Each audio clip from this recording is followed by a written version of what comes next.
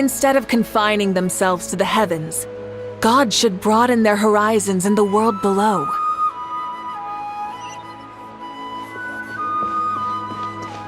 Rise with the sun!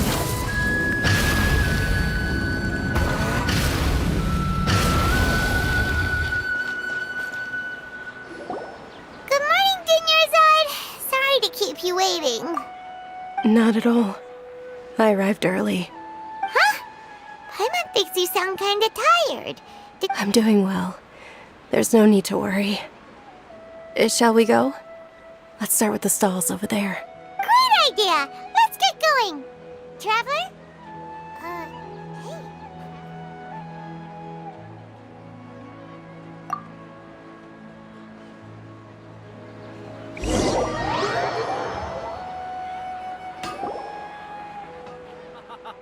It's all thanks to Miss Dunyarzad's sponsorship that the children can enjoy the Sabzeruz festival.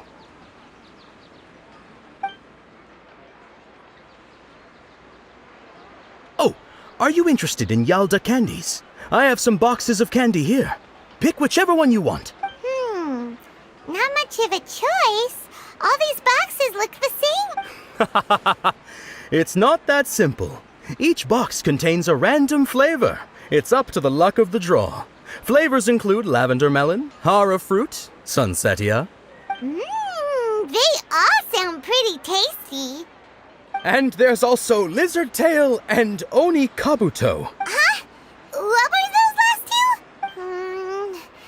He'll help me choose. Paimon wants to eat the sunsetia flavor.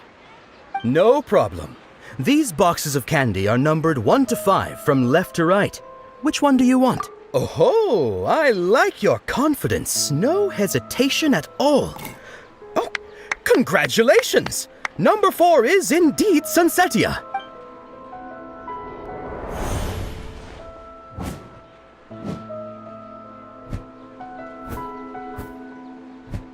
Ha!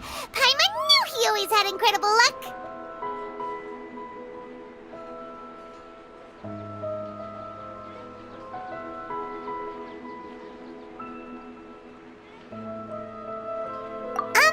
Paimon's not really interested in the other flavor. Wait. How did you know? Don't tell me that you already knew which flavor was in each box. What? He was right about all of them? That couldn't have been luck. How is this possible? I packed all those boxes this morning and they've been sealed ever since. You couldn't have known beforehand. Mind reading? X-ray vision? Or some kind of magic trick? This is way too freaky. Tell us what's going on. Since when did you get superpowers? Traveler?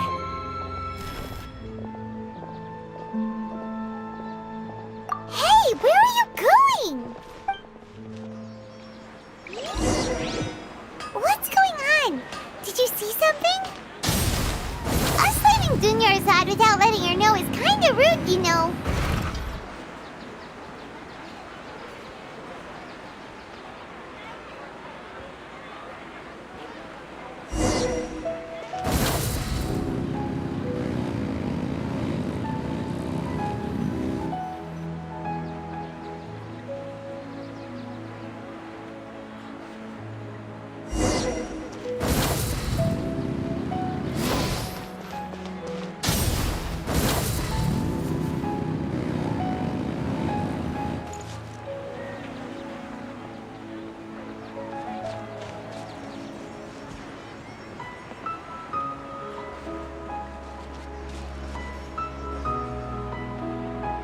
What are you looking for?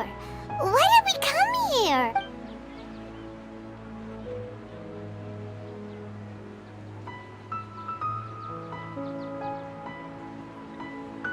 Traveler?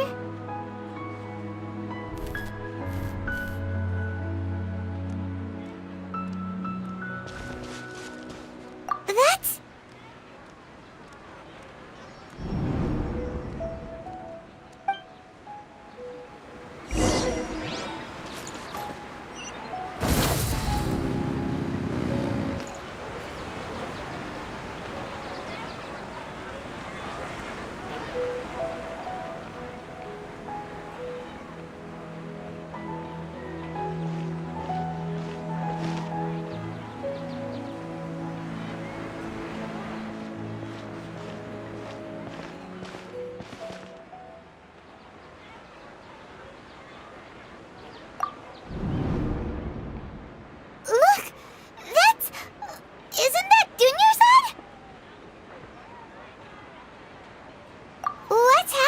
here?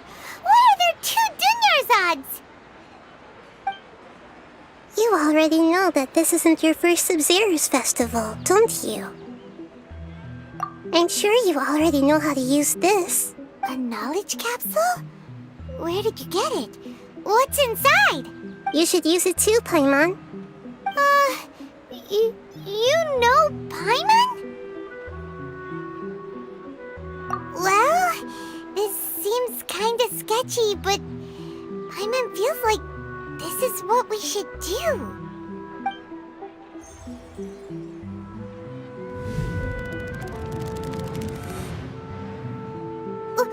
What the? This is our 20th time at the Sub-Zero's festival? Huh? No. The 30th? 40th? Just how many times have we been to the Sub-Zero's festival? Have we been trapped in a single day? If it weren't for you, we wouldn't have even realized.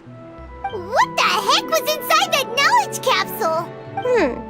Your memories are still scrambled? Try your best to remember.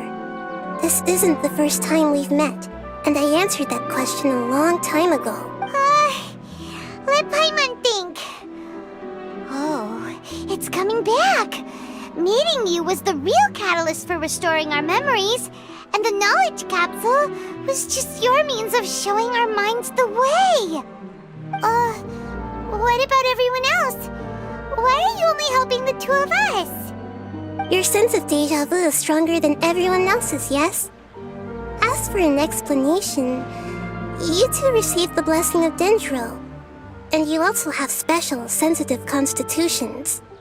It was as if a single sheet of paper was separating those memories from your consciousness. A familiar question. I think this is the 7th time you asked that. As you can see, she isn't doing well. You probably sensed it too. The Dunyarzad you were just with is different from the first Dunyarzad you met. That first Dunyarzad is in front of you right now, and she doesn't have a lot of time left.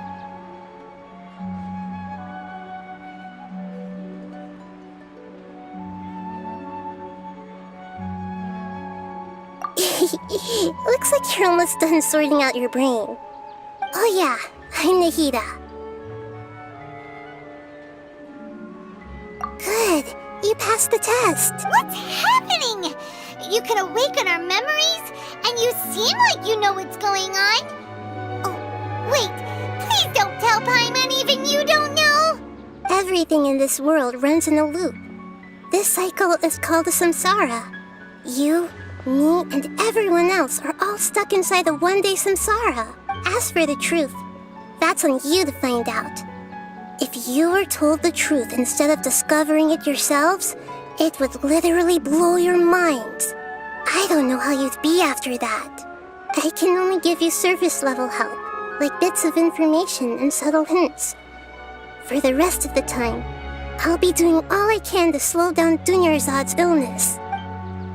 She looks like she isn't doing well at all. Her illness gets worse after each Sub-Zero's festival. If we can break out of the samsara, I might be able to save her. But as things are right now, she's just a small bird in the sky that's about to lose its last feathers. All I can do is raise a gale to delay her. You sure love to use weird analogies. Analogies are wonderful tools. They let you use existing knowledge to understand unfamiliar things. Okay, so, with what you know so far, what do you think the truth is?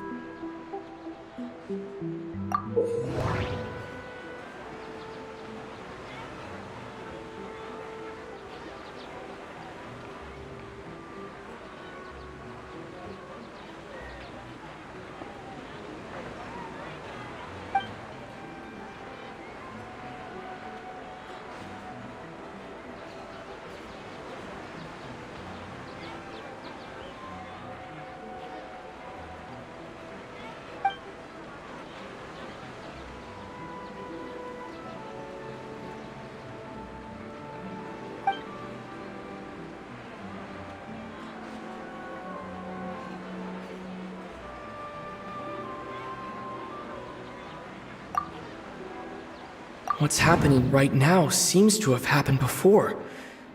This feeling has been getting stronger and stronger.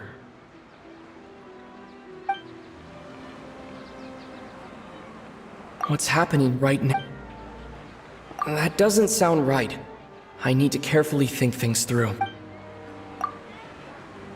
We've already experienced the Sub-Zerus festival many times, and the day of the festival seems to be in a perpetual samsara.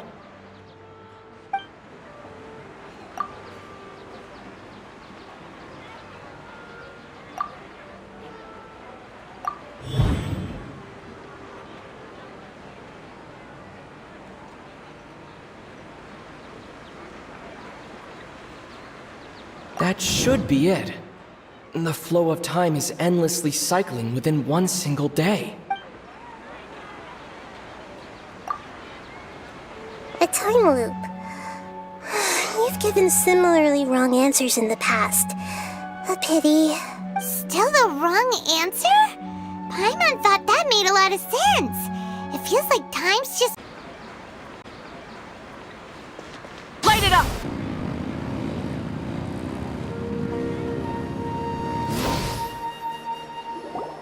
Hey there! Hey, it's you guys again. Where's your cultured friend? She's feeling a little unwell. I see. Did you come back to buy something? I guarantee the freshness of my products. I harvested them from the forest just yesterday. Huh? What brought this about? I hurried back from the forest yesterday, and I'm selling produce here today. I haven't felt anything strange. To put it another way, if you really think about it, was yesterday truly yesterday?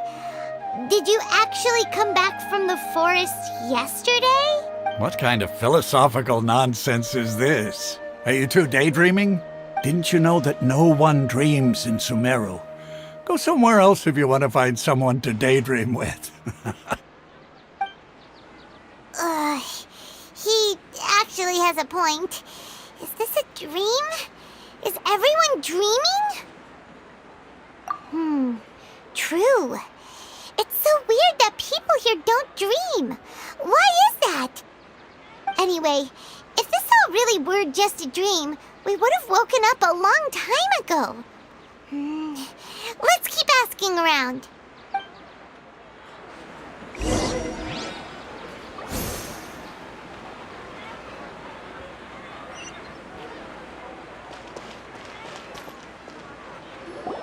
Oh, it's you two.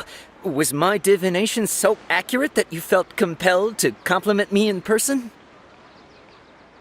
Ooh, I knew it! I told you, the god's divination is highly accurate. You just hadn't fully understood its significance yet. You're really excited about this, huh? That's exactly why we came back. Help us better understand it. Help you better understand it? Well, that isn't exactly what I excel at. So, you're admitting that you don't have a clue? Anyway, what kind of situation did you get into? Huh? Hold on a second. I thought you guys just lost your wallet or fell for a scam. What you just said, are you serious?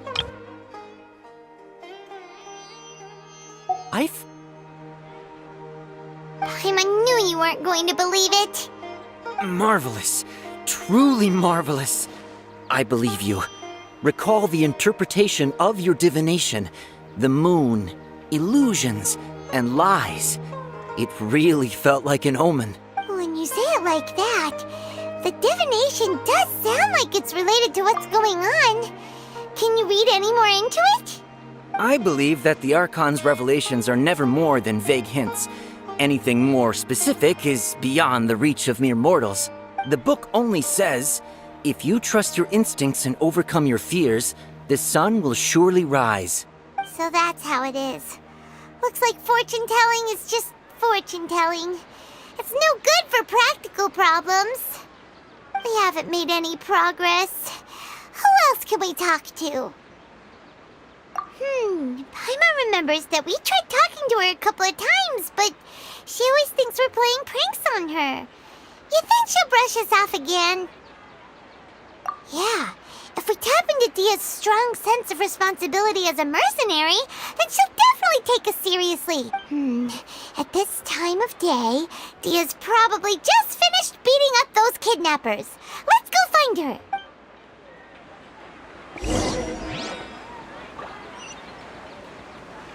Rise with the sun! I'm fine, my lady. It's just a scratch. Perfect timing. Both of you are here. Paimon, traveler, you came at just the right time. Listen, there was a dangerous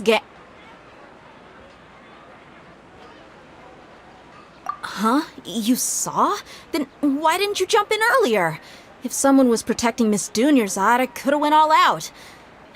Anyway, can you do something for me? You want the traveler to take Dunyarzad somewhere to rest up while you check to see if there's still any kidnappers around. Did Paimon get that right? How did you know what I was going to say? We need to say something convincing.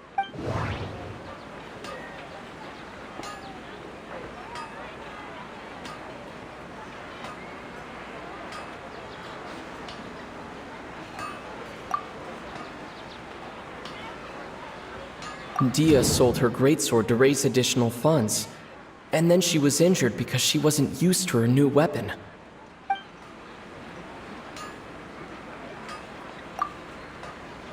Tell her, traveler!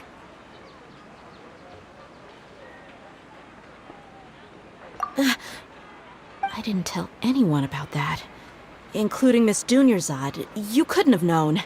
And just now, you literally took the words right out of my mouth. What's going on? All right, so this is the situation. It's kinda hard to believe what you just told me. First, let me make something clear. Most of us desert dwellers might not be the scholarly type, but we do have basic common sense. She's quieter than usual. Uninterested in anything and really gloomy. Yeah, she isn't the same as before, but her parents said that this is how she was like at first. Huh? At first? I don't quite understand what you're all talking about. I'll go rest on the bench over there. My lady, are you angry? All right, I'll give you the benefit of the doubt since you knew about my greatsword. Let's make this a quick trip. Miss Dunyarzad isn't completely safe here.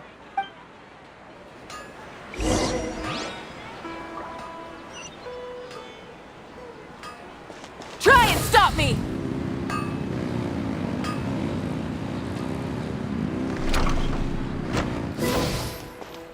Burn it down!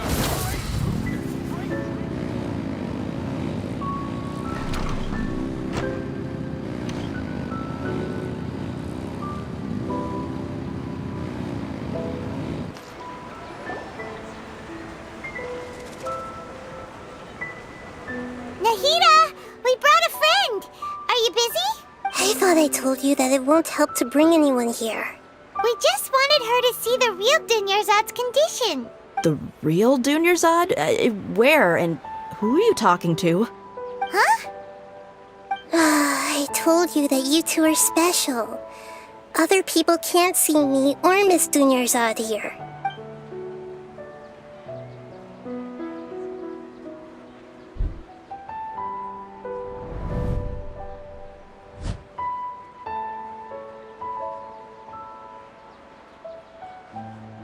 Hold on. Over there. Is that?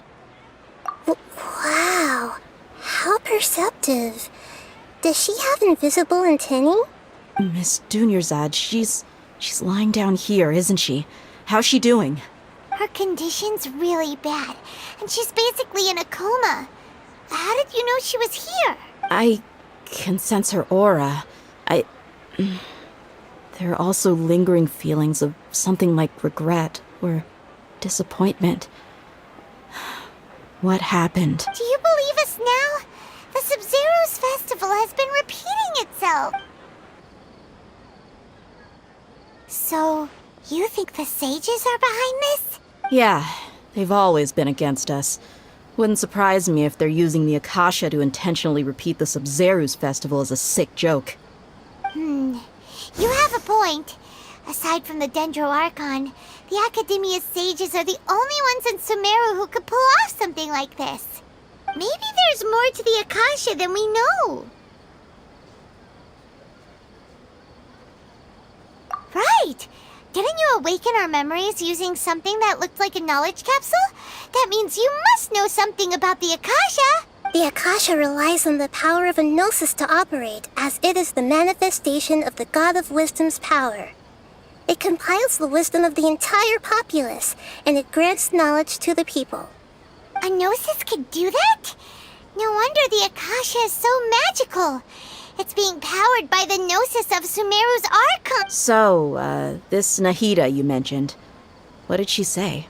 She said, and Paimon quotes, "The Akasha relies on the power of a gnosis to operate, as it is the manifestation of the God of Wisdom's power. It compiles the wisdom of the entire populace and it grants knowledge to the people." Compiles the wisdom of the entire populace and grants knowledge to the people. Wait. I get the grants knowledge part. That's what people have always used the Akasha for. But compiling the entire populace's wisdom? How does that work? Did she mean that the sages enter new knowledge into the Akasha? Oh yeah, that sounds about right. What do you think?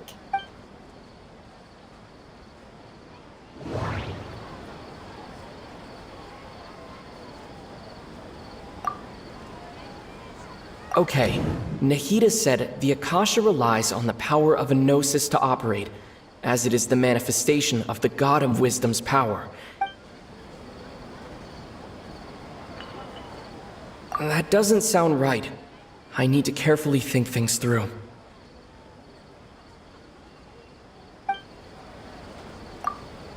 My mind feels exhausted, even though I haven't done too much thinking.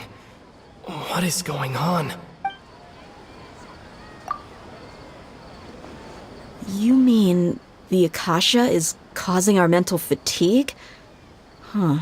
Now that I think about it, my head's been feeling unusually heavy. When the desert dwellers set off on their quest for knowledge, a sage once said, "Knowledge always comes at a price." Compiling the entire country's knowledge. You think the Akasha pulled a 180 and is extracting information from us? Who knows? The Akasha can put knowledge into our heads, so who's to say that it can't also poke around in there? We don't know any specifics. What's the point of doing something like that? Just think about it. If you could combine the knowledge of every single person in Sumeru, then you can basically turn Sumeru City into a single massive brain. This hive mind could make breakthroughs in problems that even the smartest geniuses can't crack. An excellent deduction. And the analogy comparing Sumeru City to a massive brain? I love it. In that case, we should take off our Akasha terminals right away. Maybe that'll solve this problem. Yeah, I was only wearing this for show in the first place. Didn't expect the sages to cook up such a conspiracy. Mark my words, when this is over, I'm getting evidence and exposing this whole thing to the public. How does everyone feel? Huh? What is it? Oh, that! Paimon knows what you're talking about. It's a single soft beep that sounds like it's coming from the Akasha terminal. The sound of a beep. Could it be a prompt tone for when the Akasha is operating? That's probably an important clue. We weren't using our terminals, but we heard a beep anyway.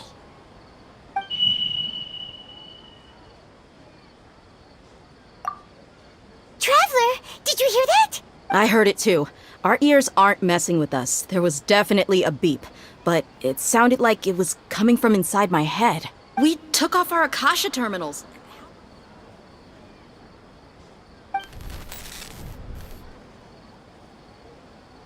Faye's runtime has exceeded its expected length. At this rate, there may be casualties.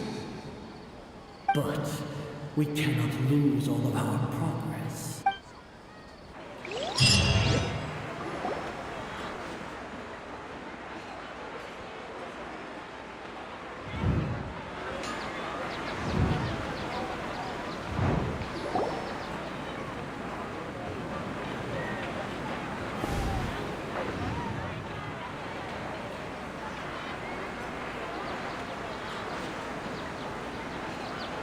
Paimon remembers everything! Good. You adapted quickly this time. We definitely took off our Akasha terminals last night, but we still heard that beep. Why is that?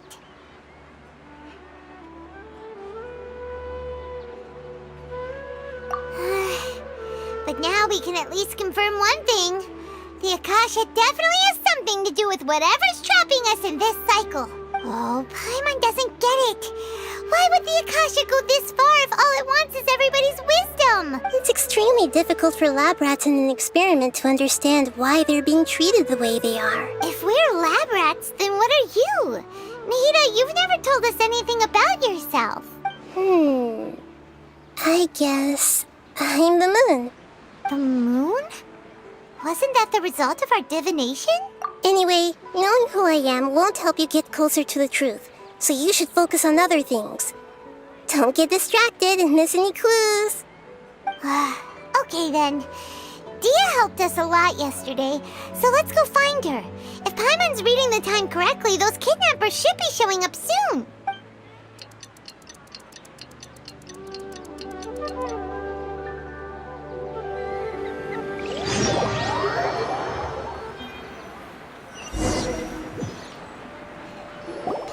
Ah, there you are. I've already taken care of those kidnappers. My lady, did you get hurt? Dia? What's wrong? Why are you both gawking at me like that? You didn't get hurt this time. Huh? What do you mean this time? Why are you so surprised that I managed to get out unscathed? Those kids were amateurs.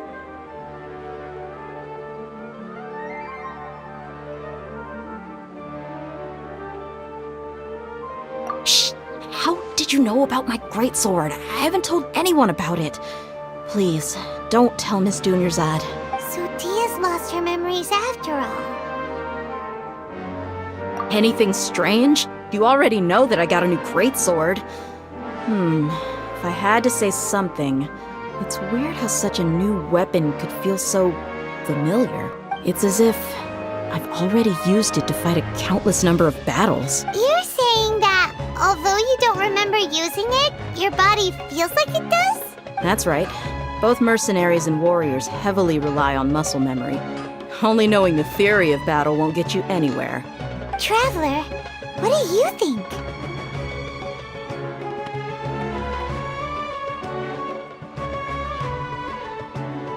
Yeah, Paimon's feeling really hopeful.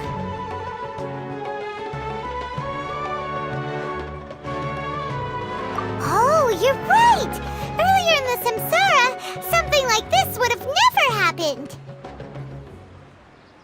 I have no clue what you two are talking about, but it's still dangerous here, so... So you want us to take Dunyarzad somewhere else to rest while you check if there are still more kidnappers around, right? How did you know what I was gonna say? Can you read minds? Forget it. Go and do your thing.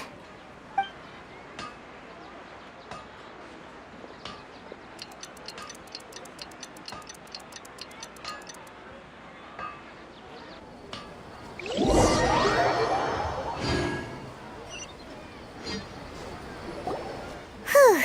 It's finally nighttime. Aside from Dia not getting injured, everything seems to have stayed the same.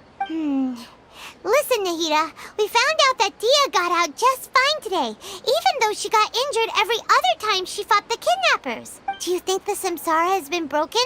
Have we saved Dunyarzad? Really? Good job on all that progress. Get some good sleep tonight.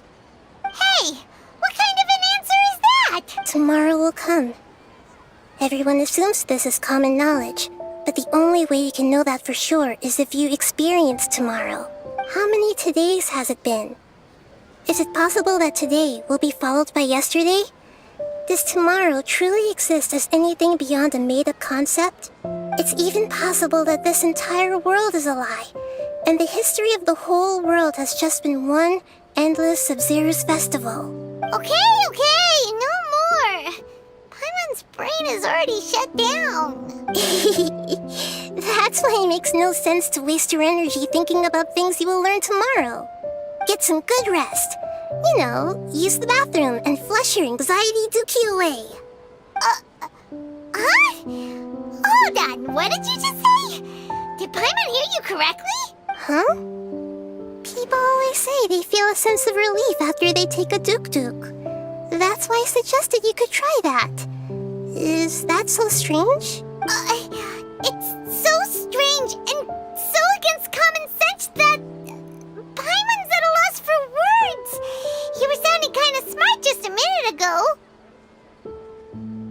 Yeah, even though it's happy and lively at the Sub-Zero's festival every day, it feels like it's been a long time since we've really gotten to relax. Let's go back to our room. Continue the harvest. Compared to what we stand to achieve, these sacrifices are trivial.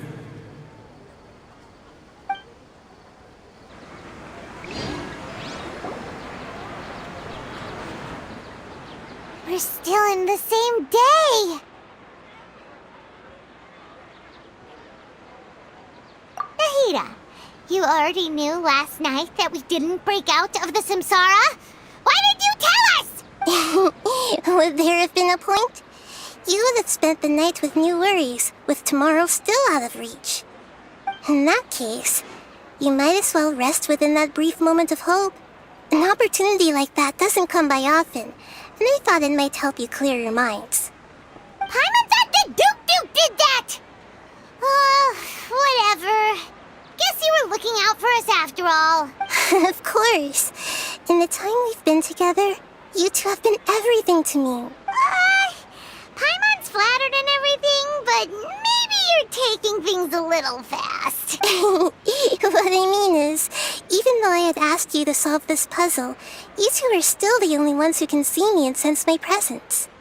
In other words, if you weren't here, I may as well not exist.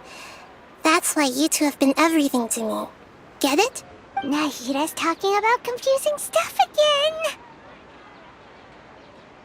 Anyway, that's enough chit-chat. So, Traveler, did the new clues yesterday help you gain a new understanding of the situation? Huh? Why are you scrapping your previous theory? Oh yeah, you're right! Gosh, how did we not notice that? In a simple time loop, people's physical conditions should also reset. So, what's your new hypothesis?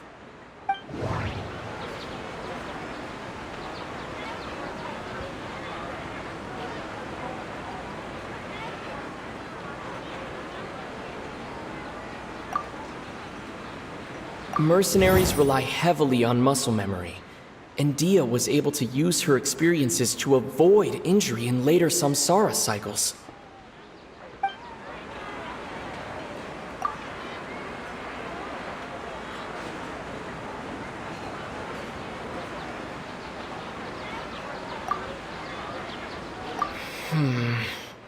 I can't seem to cohesively piece everything together.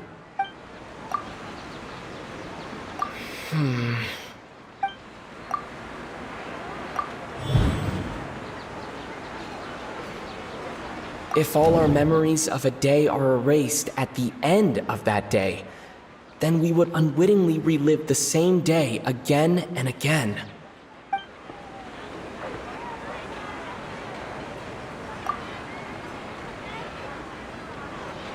The beep is a prompt tone for Akasha operations. We still hear it every night, even though we removed our Akasha terminals.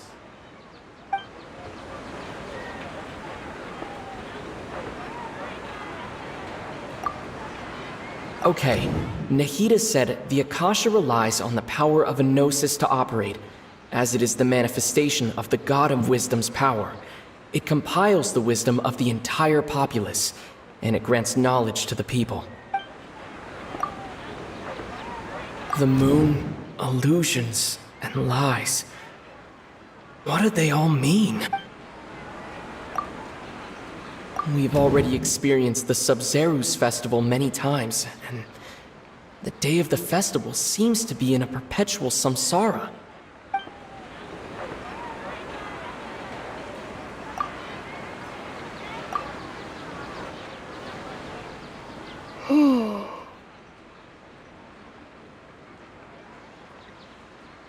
Oh! Then the beep we hear every night could just be indicating the deletion of our memories!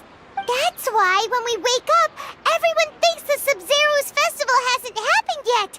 It's already the next day, but everyone still thinks it's the day before. But muscle memory can't be erased. That's why Dia has been getting better at using her greatsword. Now everything makes sense.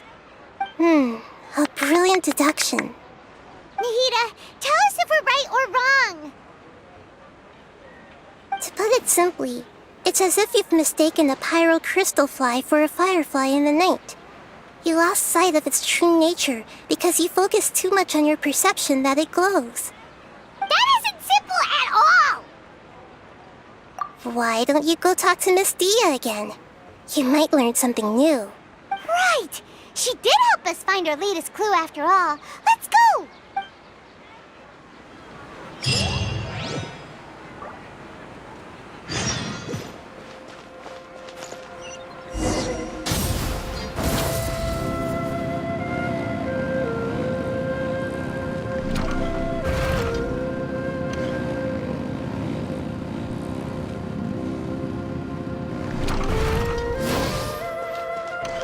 Light it up!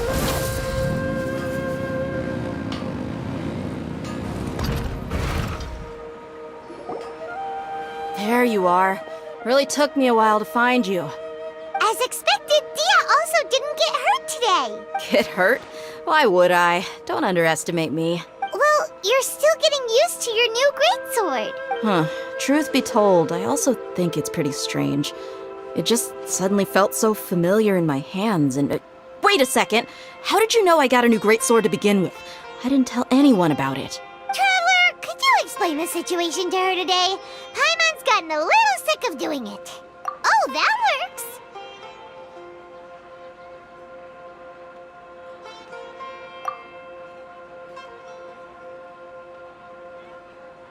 What happened to you guys while I was gone? Did you get brainwashed by some cult? Don't think too hard about it. Just take what we're saying at face value. Alright then, let me get this straight. You're telling me that my body's already gotten used to this greatsword, but my brain just doesn't remember it? Yes, your memory's being erased every day. Then I'd have to disagree. That's impossible. Oh? Why do you think that? If we've actually been reliving the Sub-Zerus festival day after day, then what happened to the things we used, the money we spent, the food we ate? Common sense says my wallet should have emptied itself a long time ago. There's no way I wouldn't have noticed that.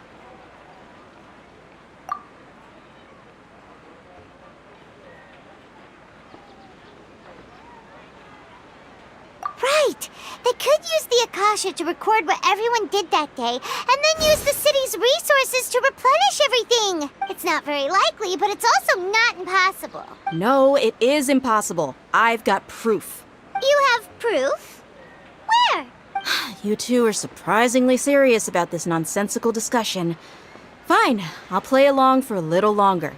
Come with me, Miss Dunyarzad. Please come along as well. I still can't guarantee that this area is safe.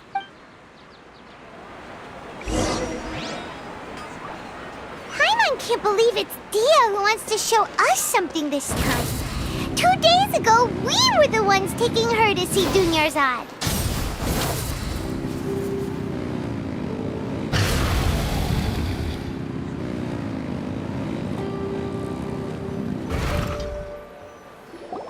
This is it.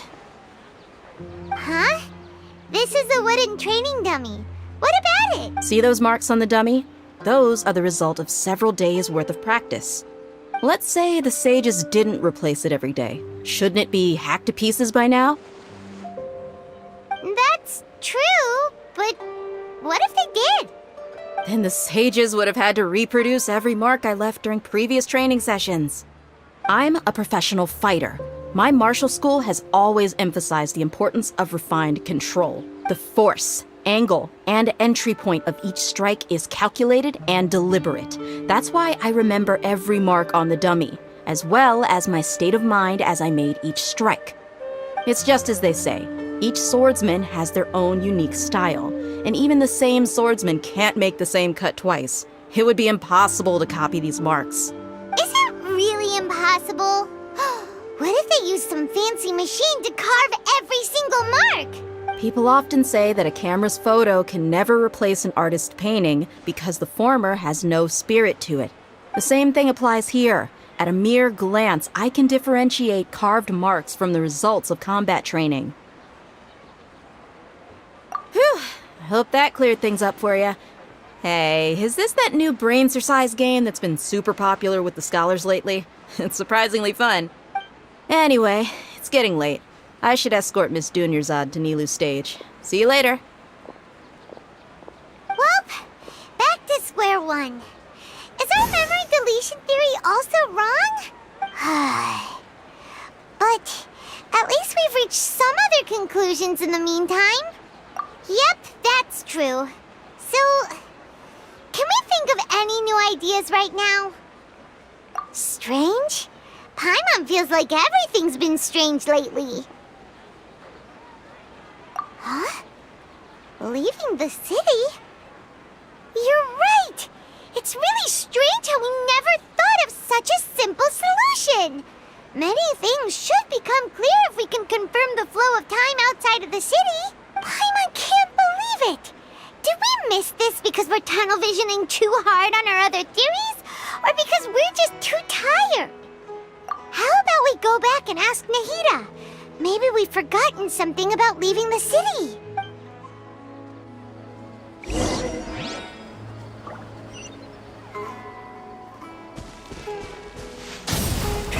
Rev the engines!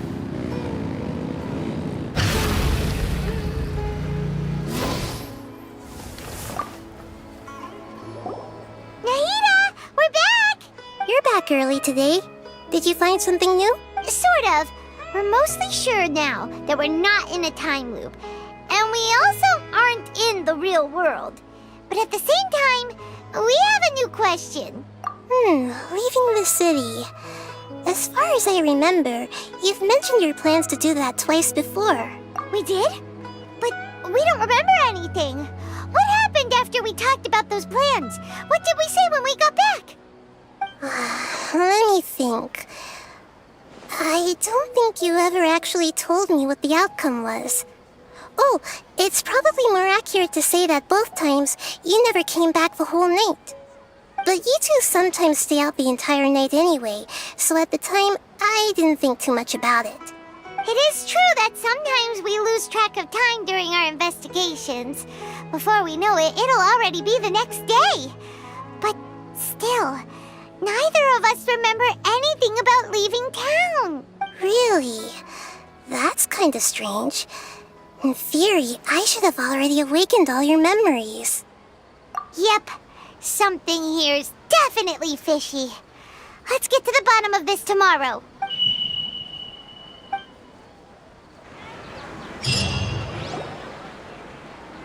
Our memories are back! About that. Well, where should Paimon begin? Traveler, aside from your memories that were just restored, I have another message for you. Listen to it and you'll understand. Can't go back. There are countless spaces here. Our Sub-Zeru's festival in Sumeru City is just one of them. Traveler, you should be missing 2 days' worth of memories. Paimon will fill you in. It's time to carry out our plan from yesterday.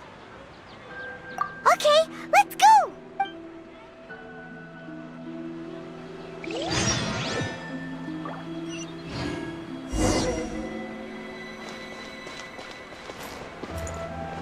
rise with the sun!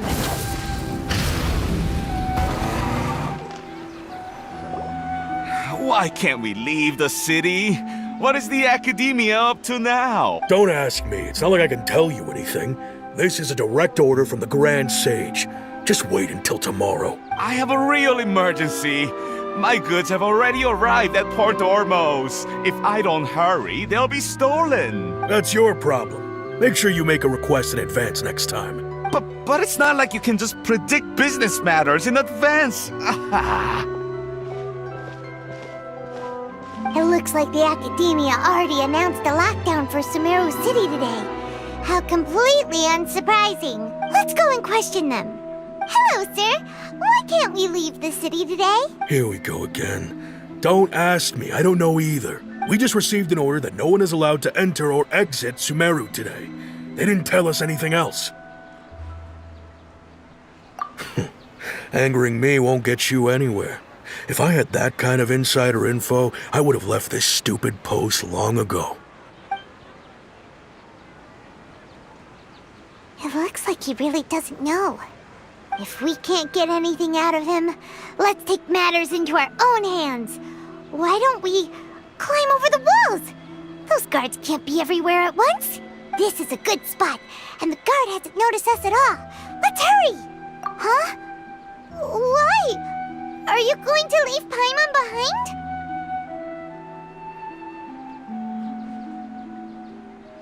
But what if things get really weird out there and you get into some trouble? Then Paimon won't be able to help you. Paimon knows that Paimon can't do much, but we've always been together. Okay. Paimon will wait for you. Promise Paimon that you'll come back as soon as possible. Just a quick look. And please, be careful.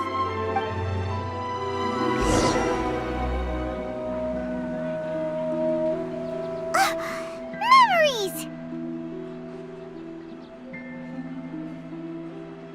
Traveler!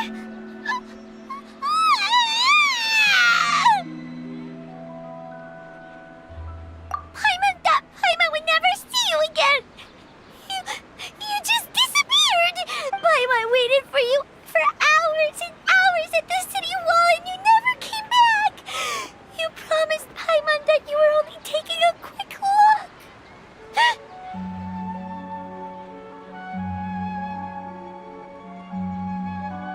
Paimon, calm down. He's here now.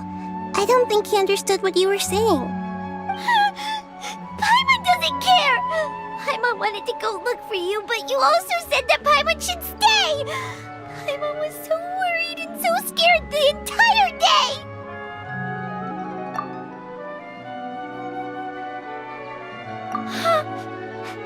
Okay. Paimon will forgive you. The most important thing is that you didn't actually disappear. Oh, Paimon was so scared that you had gone into another world! Okay, Paimon, can you tell us your perspective of what really happened yesterday? I see. Using two people's different perspectives. After that, you left the city. Paimon kept her eyes on you the whole time, but then you disappeared in an instant.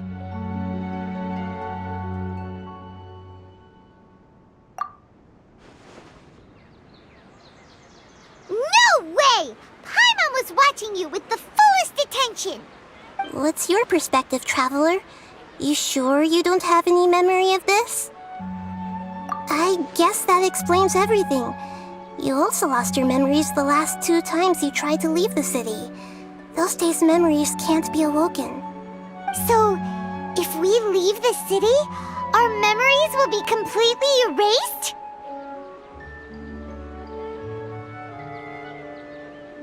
It really sounds like something big outside of the city is being hidden on purpose. But this way, we'll also never discover what's outside.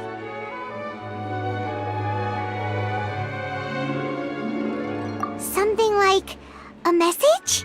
But how can we send it back? Don't look at me like that. I'm not used to being stared at. Well... Okay.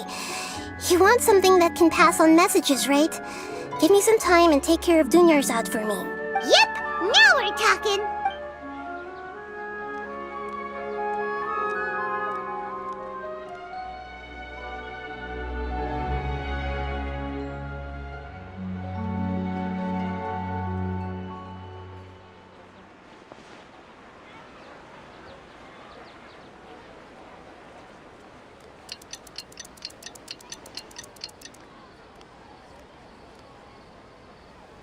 I'm done. Here you go. What? Isn't this just an Akasha terminal? I made some little changes. Akasha terminals are already capable of sending messages. I just tweaked it so that it could connect to any node. To make something like this? Nahida, you really know the Akasha like the back of your hand. Anyway, we can use this now to record a message, right? Yep. I'll help you save the messages. It should be pretty easy to use. I just can't guarantee the user's status and signal coverage when they're outside the city. We'll never know until we try. At least we're taking the initiative now. Let's go then. Let's expose those sages. Alright. Paimon isn't as worried about being separated since it happened once yesterday. But Paimon still isn't happy about it. Okay, see you tomorrow, Traveler. That covers everything that's happened so far.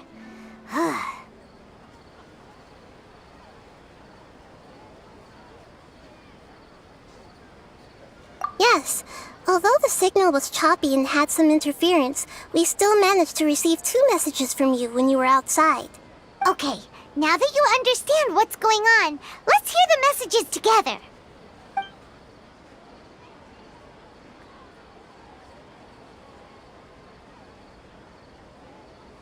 Can't go back. There are countless spaces here. Our Sub-Zeru's festival in Sumeru City is just one of them. I've entered another space. Before me are flowing sandstone and howling fish. Impossible and surreal sights. All these spaces are empty except for the occasional ones that contain mute puppets rather than people. I can't sense any human presence.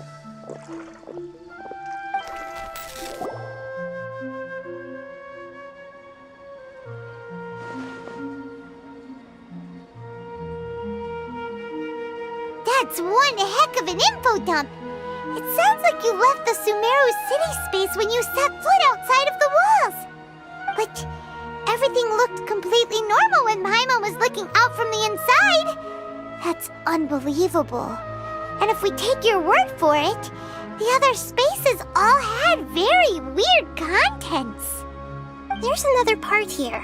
I only received it last night. These spaces have been disappearing one after the other, absorbed by something like a sun in the sky.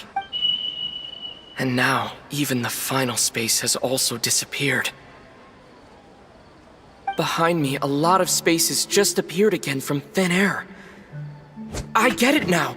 Those spaces are actually...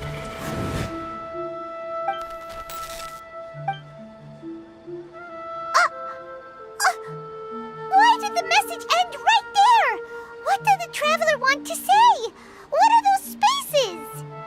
Probably because yesterday just happened to end at that moment. Oh, right. Paimon did hear a beep from the Akasha. Did it come from here or from the message? The message. It should have come from the Traveler's Akasha terminal. After the beep, Traveler said even the final spaces also disappeared. Traveler, what do you think that final space could have been?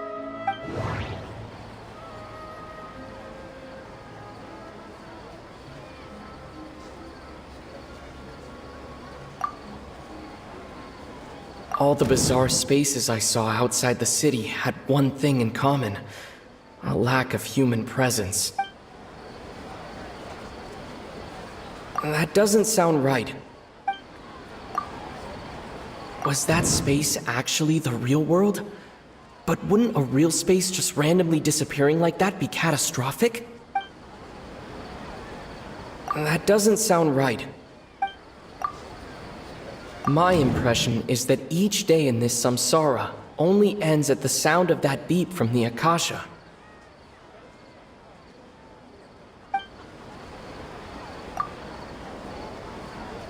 Oh, so that's what it is! After the sound of the beep, the final space, the Sub-Zero's festival, also disappears, and we're taken to the next day.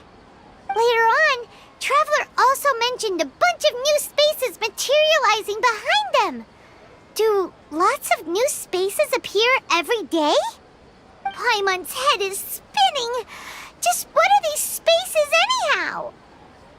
Well, consider this. For all the horrors of the Archon War, at its heart, it was just a game where a bunch of gods fought over 7 seats. So no matter how strange or spooky things may look on the surface, maybe all they point to in the end is a small and simple secret. Wow, the Archon War, huh? That's an analogy and a half.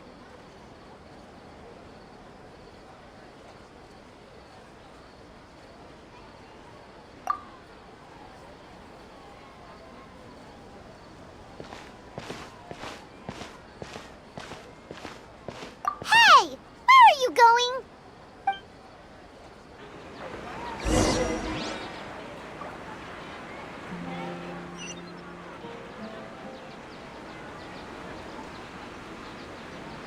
Burn it down!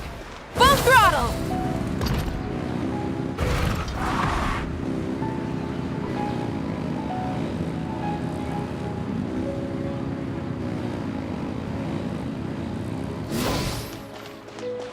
Light it up! Rev the engines!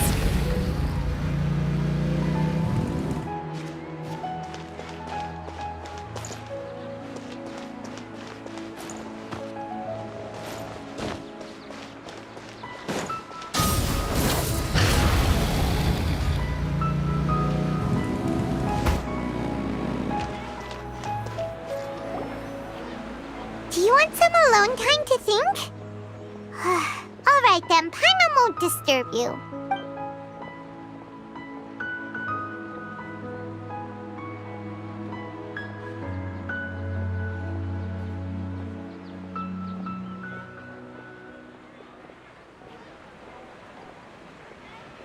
The dance of Sub-Zeros is about to begin.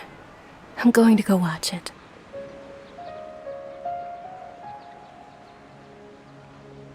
Okay. Why don't you go ahead, Dunyarzad? We still have some other stuff to do first. Okay then. See you later.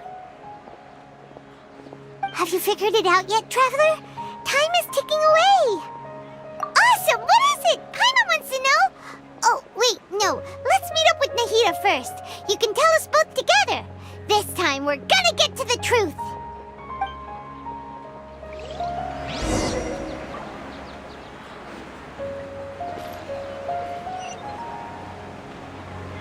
Burn it down! Rev the engines!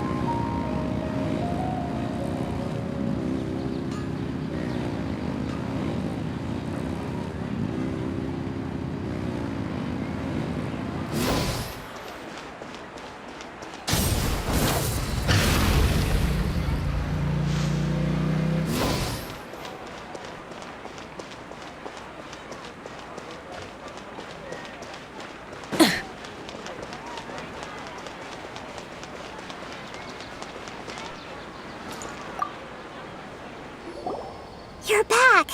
I've been waiting forever for you two. Judging by the looks on your faces, are you ready to take your Sub-Zero's exam and graduate from the festival? Okay, first off, have you discovered the hidden truth?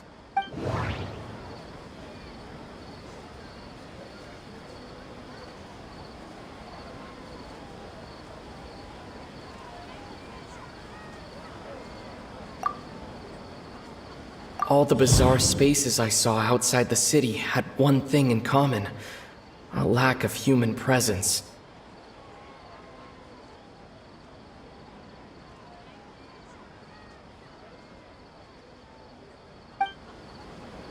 Those spaces remind me of dreams. Like the one I had in the Avidia Forest, except these have no sign of human presence. That doesn't sound right. The moon, illusion. That doesn't sound right. I need to... We've already experienced... That doesn't sound right. We've already experienced... Okay, Nahida said the Akasha relies on the power of a gnosis to operate. That doesn't sound right. People in Sumeru don't dream.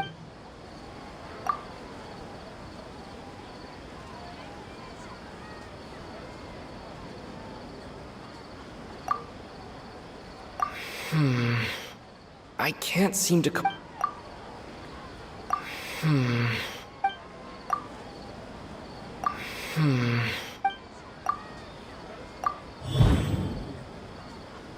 We are all in a dream. It isn't that the people of Sumeru... People in Sumeru think they don't dream, but the truth is the Akasha steals their dreams without them knowing it. And those spaces with no human presence are stolen dreams without their host. That would explain why they sounded so weird when he was trying to describe them. Huh. So people in Sumeru do dream after all. In fact, we're all in one big dream together right now. Correct answer. Now, how did you conclude that the Akasha is capable of this?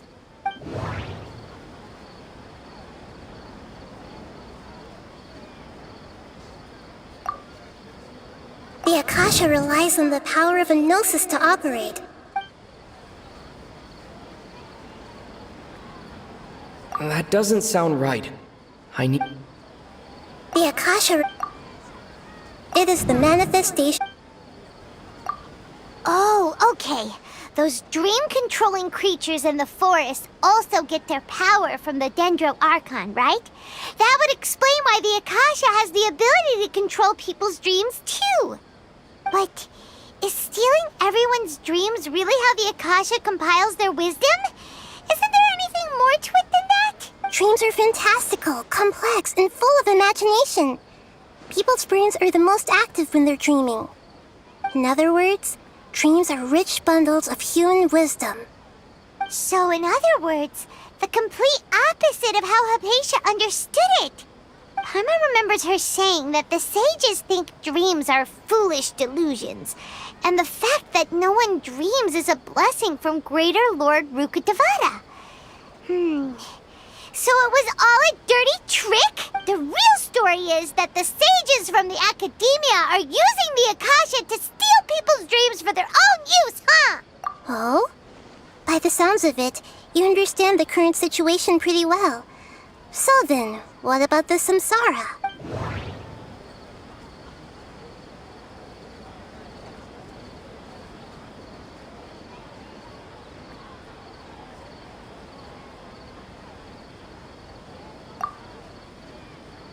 We've already experienced the Sub-Zerus festival many times, and the day of the festival seems to be in a perpetual samsara.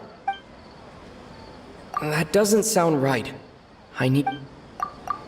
Those spaces kept disappearing before my eyes. But as soon as that beep sounded, many more spaces materialized.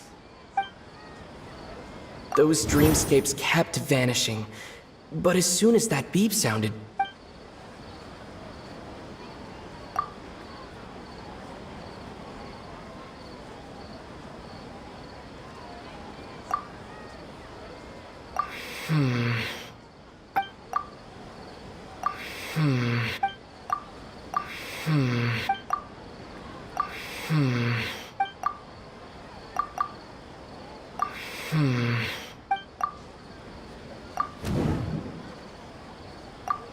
Correct. The Akasha is keeping each person's brain in a constant dream state, but also separating their consciousness from their own dream.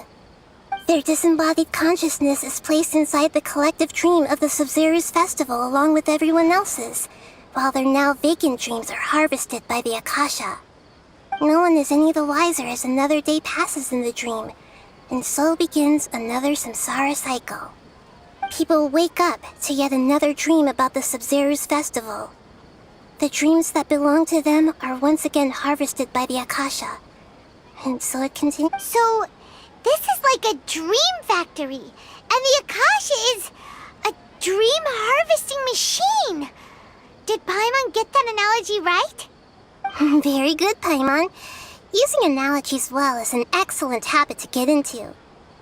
Okay, so that beep we keep hearing is actually from our real-life Akasha terminals. Taking off our terminals in this dream doesn't do anything.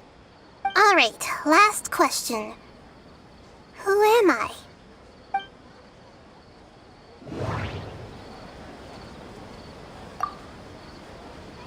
They say that alchemical divination is the Dendro Archon's divine revelation. So then, if Nahida has referred to herself as the moon...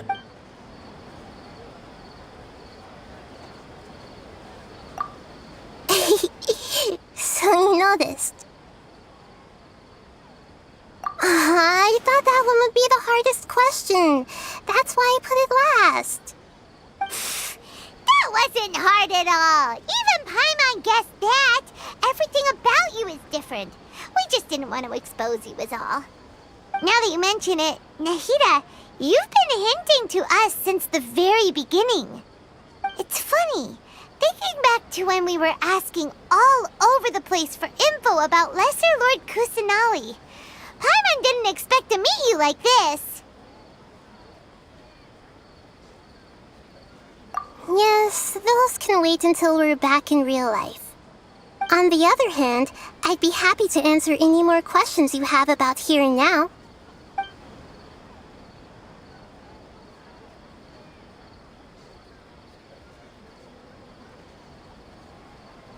Deceiving the people of Sumeru with no regard for their safety. No matter what they're trying to do, this is unforgivable. After we end the Sub-Zeru's festival, Samsara, we have to look into them. How can the sages of the Academia do this behind their Archon's back? This is ridiculous! In the end, I'm just the moon. The real sun is long gone. A sun and a moon? Nahida's talking in riddles again. Oh, we're out of time today. I'll tell you how to break free of the samsara tomorrow. See you then.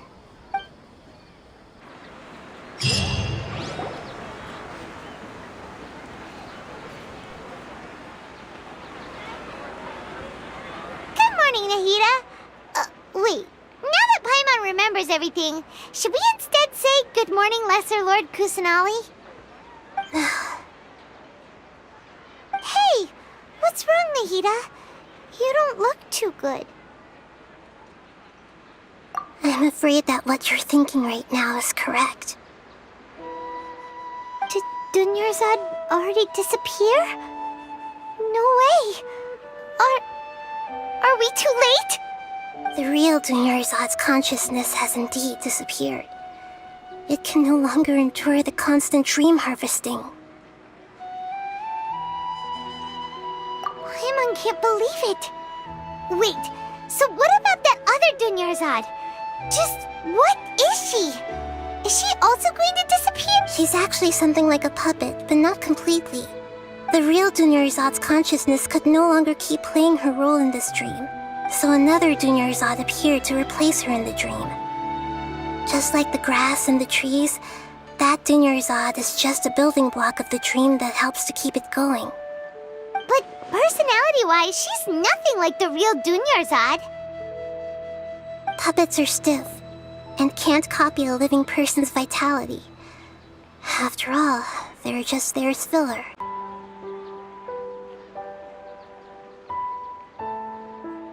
Far from it. I'm still a long way off from being a real Archon. I couldn't even save her. If I were a competent Archon, I wouldn't have let my most faithful follower die at the Sub-Zeru's festival with so many regrets. Please don't beat yourself up over it, Nahida. It's the sage's fault, and theirs alone. beating myself up. All I did was to rationally observe the distance between myself and a real Archon. Don't be like that, Nahida. Even real Archons are still allowed to be sad.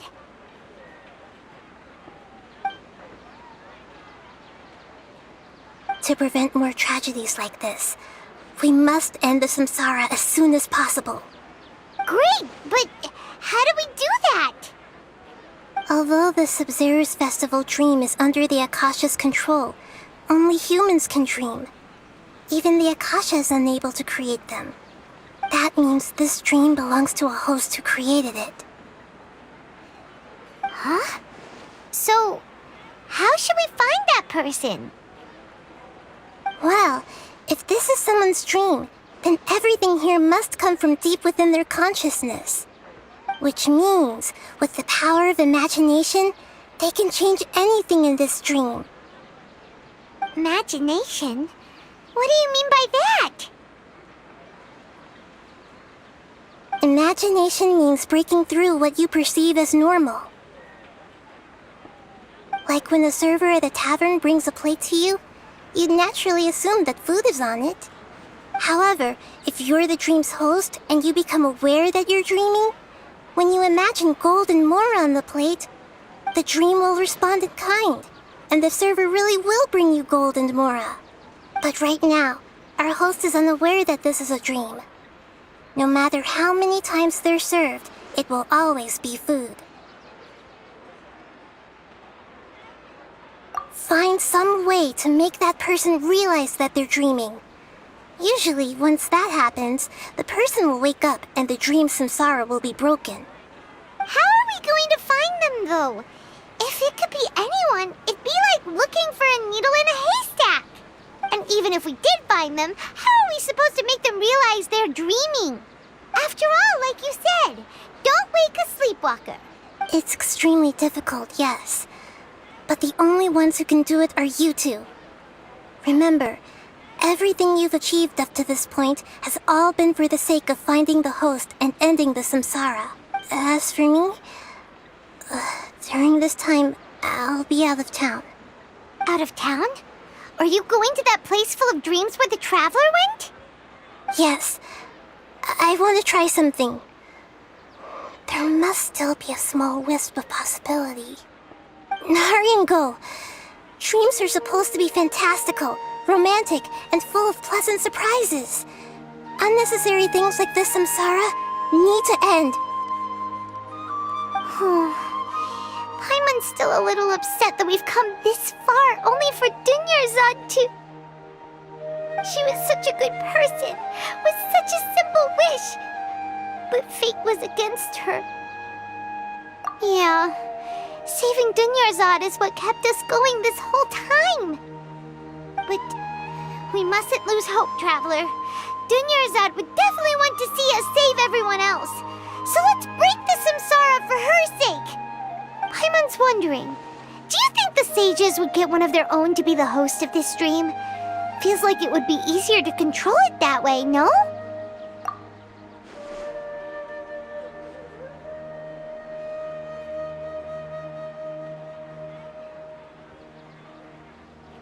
Huh. That's true. Plus, the sages probably weren't counting on there being other factors beyond their control, like Nahida and us. So, who do you think the host of the dream is?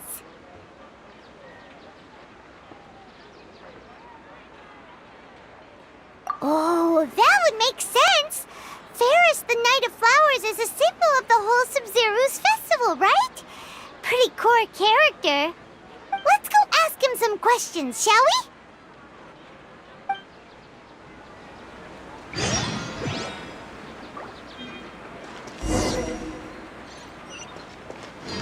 Light it up!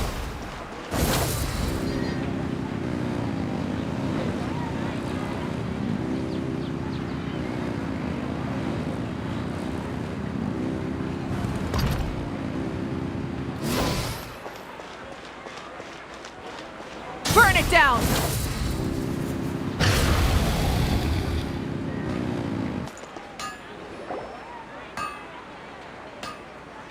You're back. You left in a hurry last time. Is everything okay? Everything's fine, just... it's a little hard to explain. Would you mind taking part in a little experiment with us? An experiment? That came out of nowhere. I'm listening, though. What do you need me to do? Could you make a wish? You want me to make a wish? Is that a new Sub-Zero's festival tradition or something? Less questions, more wishing! Okay. My wish. Okay. I'm a little nervous saying this out loud, but I want Miss Dunyarzad to be happy. Oh. I noticed earlier that she looked a bit down, and she wasn't really talking to anyone. She just doesn't seem like herself. She's always so gentle and kind, and all the kids love her. I've also wondered if the reason she asked me to be Fairest Knight of Flowers is because I'm special to her, or something.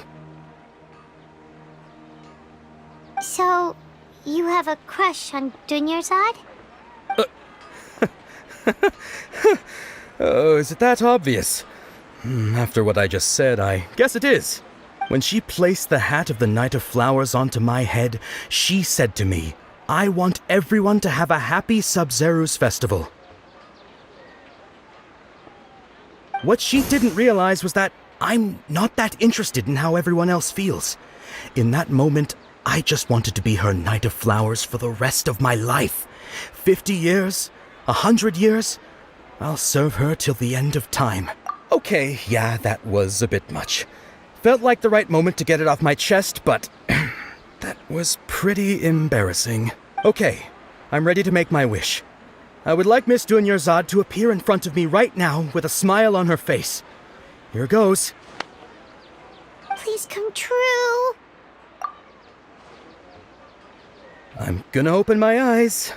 Oh, you're... What? Faki? Sorry, but only one portion of Yelda candies per person. Back home you go. Nice try, you two. Anyway, never mind. I don't need to see her appear right in front of me. As long as she's happy. Guess he isn't the host of this stream after all. Should have expected it wouldn't be this easy.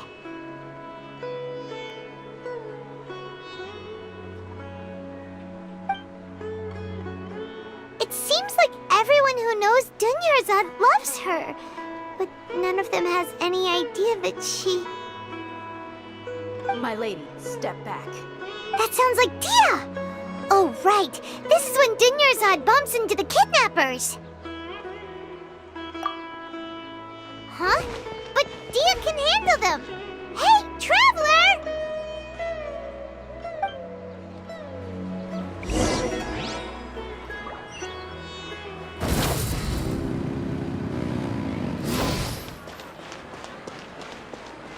Rise with the sun!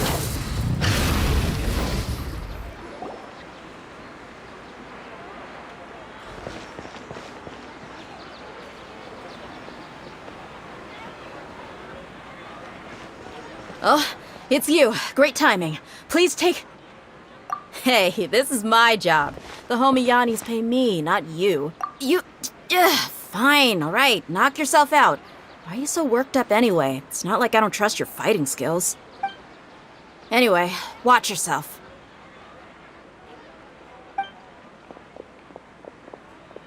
So you got yourself some backup. Suit yourself. You're going down! That's close enough. Feeling lucky today? Full throttle!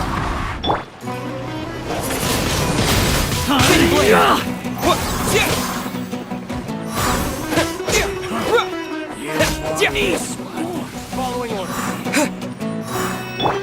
Burn it down!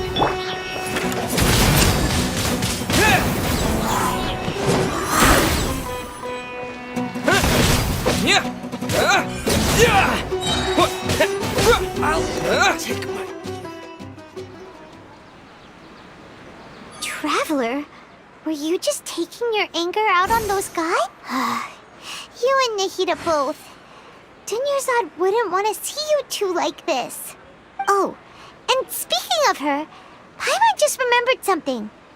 Remember how during the first Sub-Zero's festival, before the Samsara started, we came here with Dunyarzad because she wanted to pick something up?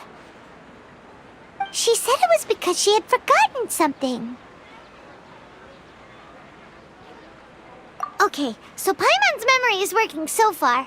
Anyway, Paimon also remembers that she is staying somewhere around here. She pointed it out to us the night before the Sub-Zero's festival. Yeah, even if it's only a tiny clue, it'll probably still help us more than this needle in a haystack search. This is the place! It's rude to enter other people's spaces without permission, but desperate times call for desperate measures! Hey! The windows are unlocked! Okay, Paimon's gonna take a peek inside.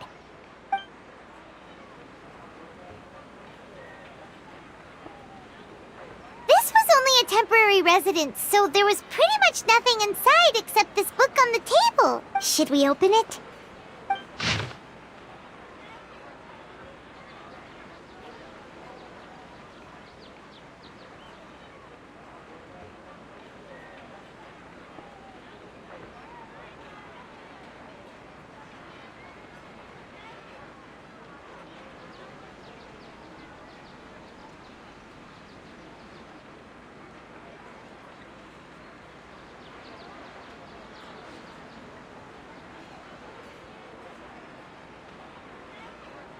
Wow, Dunyarzad wrote all of this.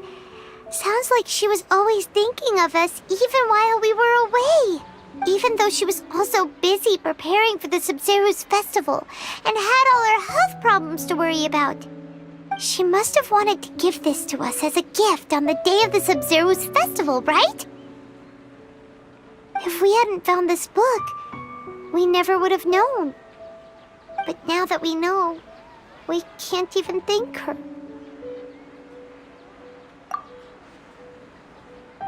Hey! Where are you off to now?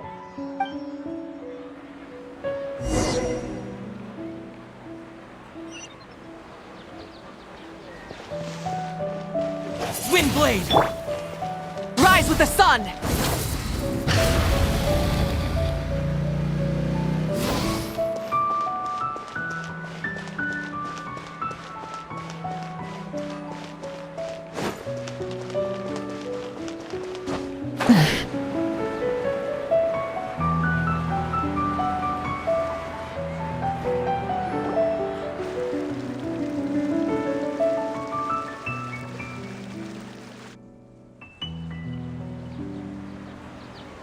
It's Dunyarzad's puppet.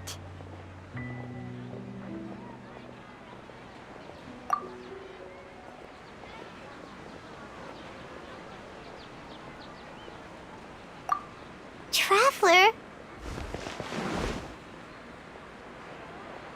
You must be exhausted.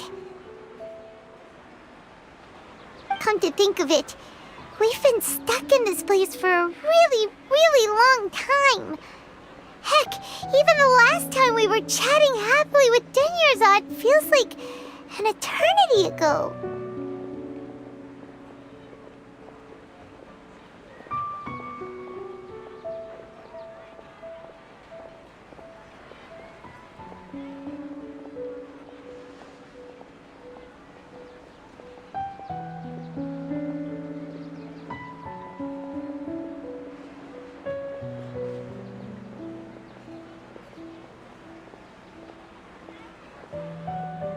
Paimon still remembers when we were sitting here, and the way her eyes sparkled when she talked about Nilu's Dance of Sub-Zeros.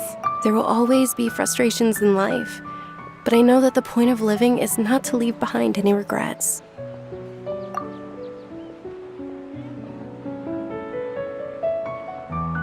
That was what the real Dunyarzad said, wasn't it?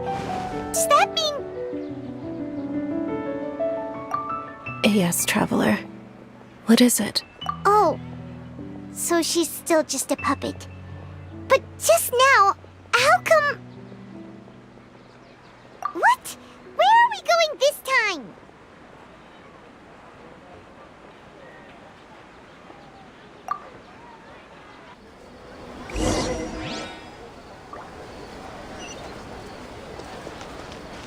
Light it up!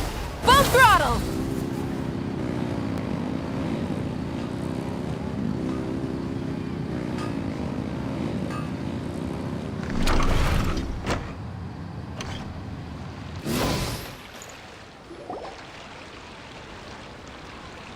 If you continue to resist, we will have to order an investigation into every single event organizer. The Grand Sage has already granted you much leniency. I advise that you exercise tact.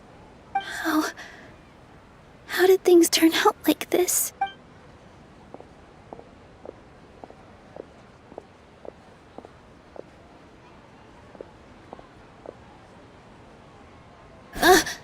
Traveler? You don't have to get involved. He's a sage from the academia. I don't want to drag you into this. Traveler? Traveler? What the heck are you doing? If you get arrested by the academia, that's another day gone to waste!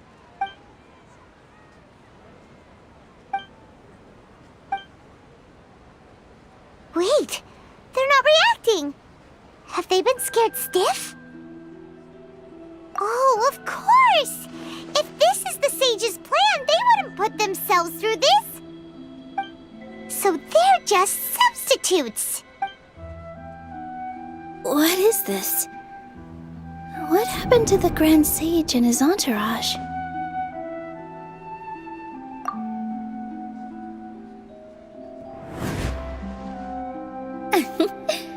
Like I said, they symbolize the goddess of flowers.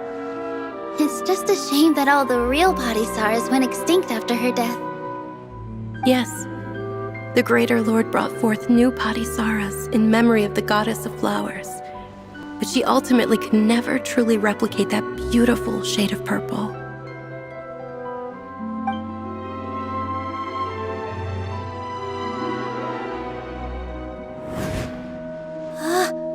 That beautiful shade of purple. Aren't these flowers real Padisaras? Just like the ones from the legend? I didn't even notice. Dunyarzad, did you find these? But didn't you just say all the real flowers went extinct after the goddess of flowers passed away? Yeah. What's going on here? Huh? You guys are acting weird. But okay, I'll try.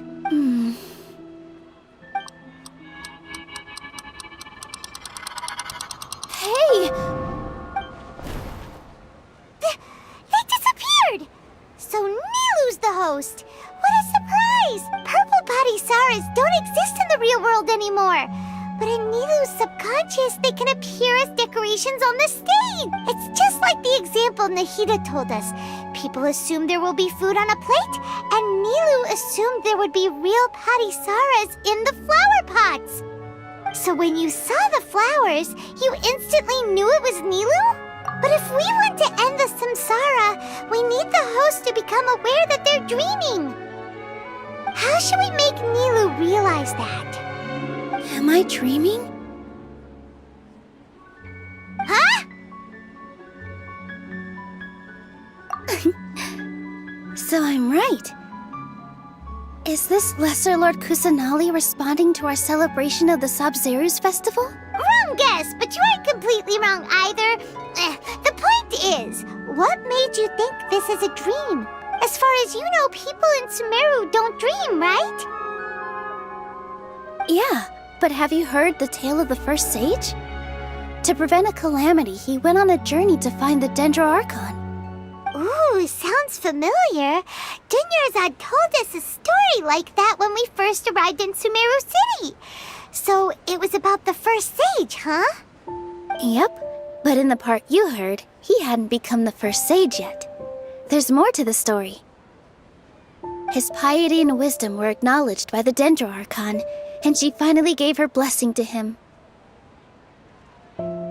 All kinds of spectacular scenes appeared in front of the first sage, as if all the knowledge in the world was being painted onto a canvas right before him. He was captivated. After who knows how long, he mastered all the knowledge he could comprehend. Afterward, he said to the Dendro Archon, "I miss my parents, my wife, and my children. I've been away from home for far too long. They must be worried." The Dendro Archon smiled. The next second, the sage found himself lying in his bed, as if he had just woken up from a dream. His wife, lying next to him, said, "You're off to search for the Dendro Archon today, aren't you? Have a safe journey, my love." In the end, the first sage took care of many disasters in Sumeru City and founded the Academia. So, the first sage was dreaming ever since the beginning of the story? He never went on his journey? Yes, but his faith and determination were conveyed to the Dendro Archon, so she blessed him in the form of a dream.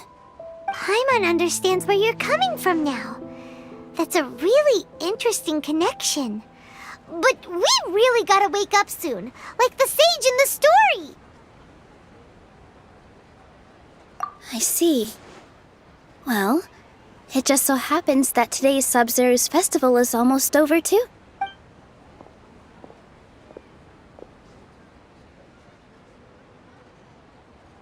Since we're in a dream, let's make this final dance of Sub-Zero's as beautiful as we can.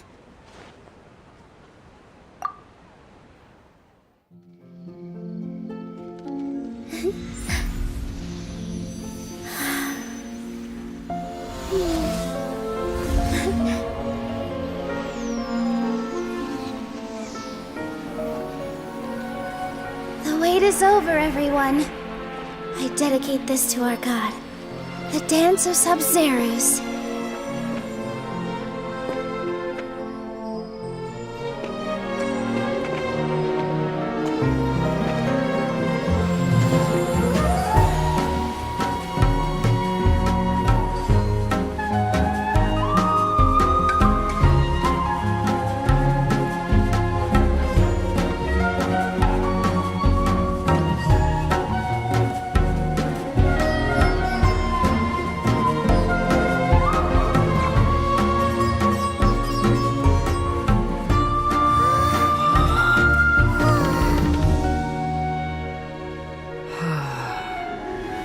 I'd be lying if I said I had no regrets. I would have loved to see Nilou's dance.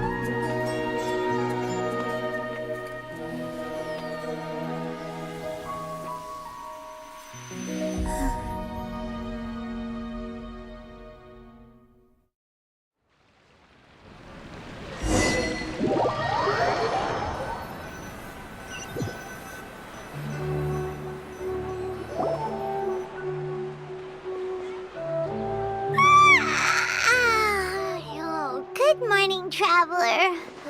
Oh, Paimon feels like she's been asleep for the longest time. Paimon's head feels super heavy. Did we oversleep? Do you even remember going to sleep last night? Paimon thinks it was after the Sub-Zero's festival. The Sub-Zero's festival! Have we finally escaped from the Sub-Zerosums? Quick! Take off your Akasha terminal!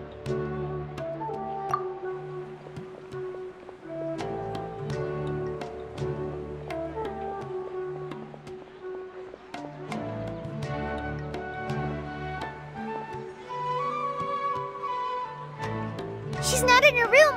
What happened? Huh? What usual spot?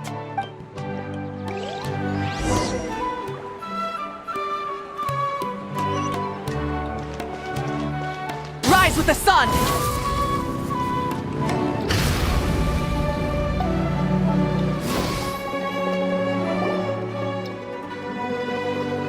done, Traveler and Paimon. And thank you, Dunyarzad, for organizing the Sub-Zero's festival for me. I'm sorry, who are... Dunyarzad! You're okay! Oh, don't scare us like that! Oh, Traveler Paimon.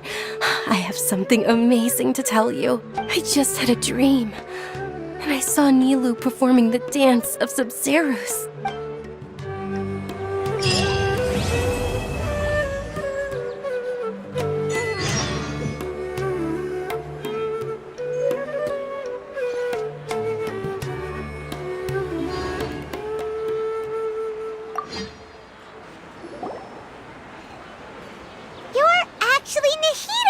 You.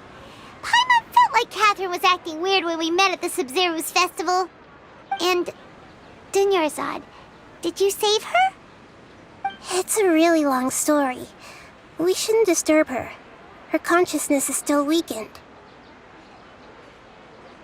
Let's chat somewhere else. How about by the Traveler's favorite bench?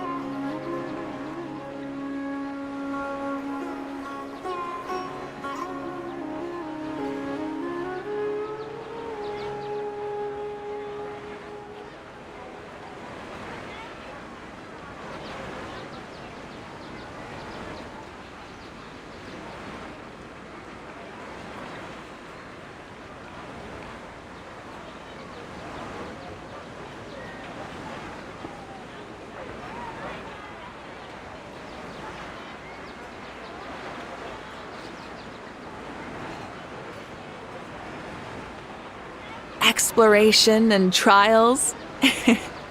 Adventuring is right up my alley.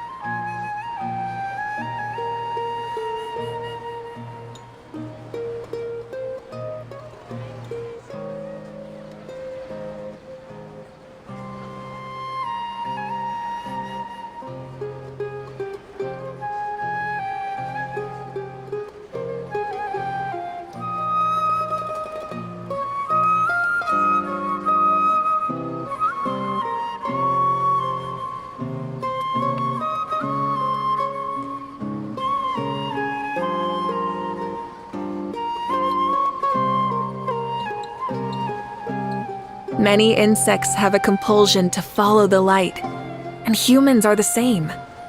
Except we call that light hope.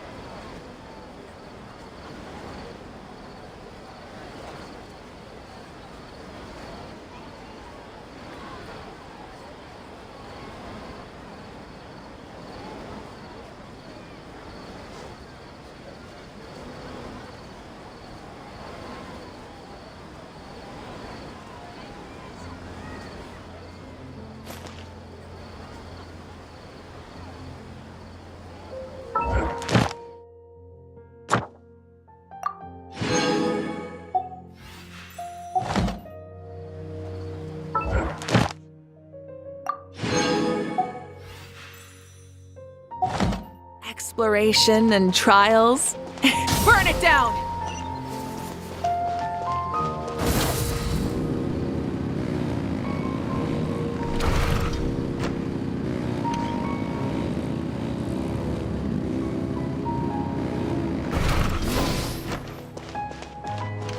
Rise with the sun! Full throttle!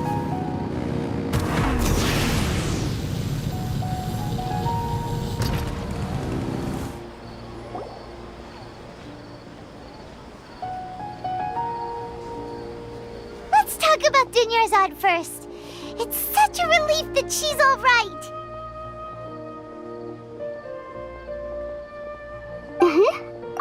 After we parted on the last day of the Sub-Zero's festival, I left the city and saw what the traveler had described.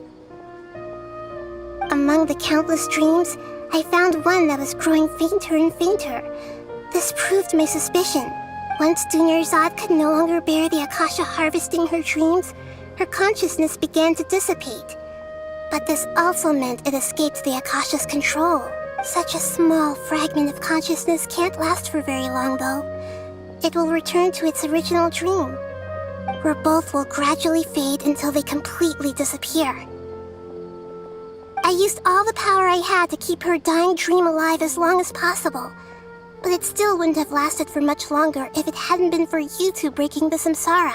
So it looks like we did manage to save Dunyarzad in the end. And not a moment too soon. Huh? Why are you two smiling so happily? I thought you'd be so moved that you'd start crying. I need to spend more time observing human emotions. Both are fine. Everyone reacts differently. All right. You two must have a lot of other questions for me, right? After all, you saved my faithful believer. As your reward, I will answer any and all questions. Got it.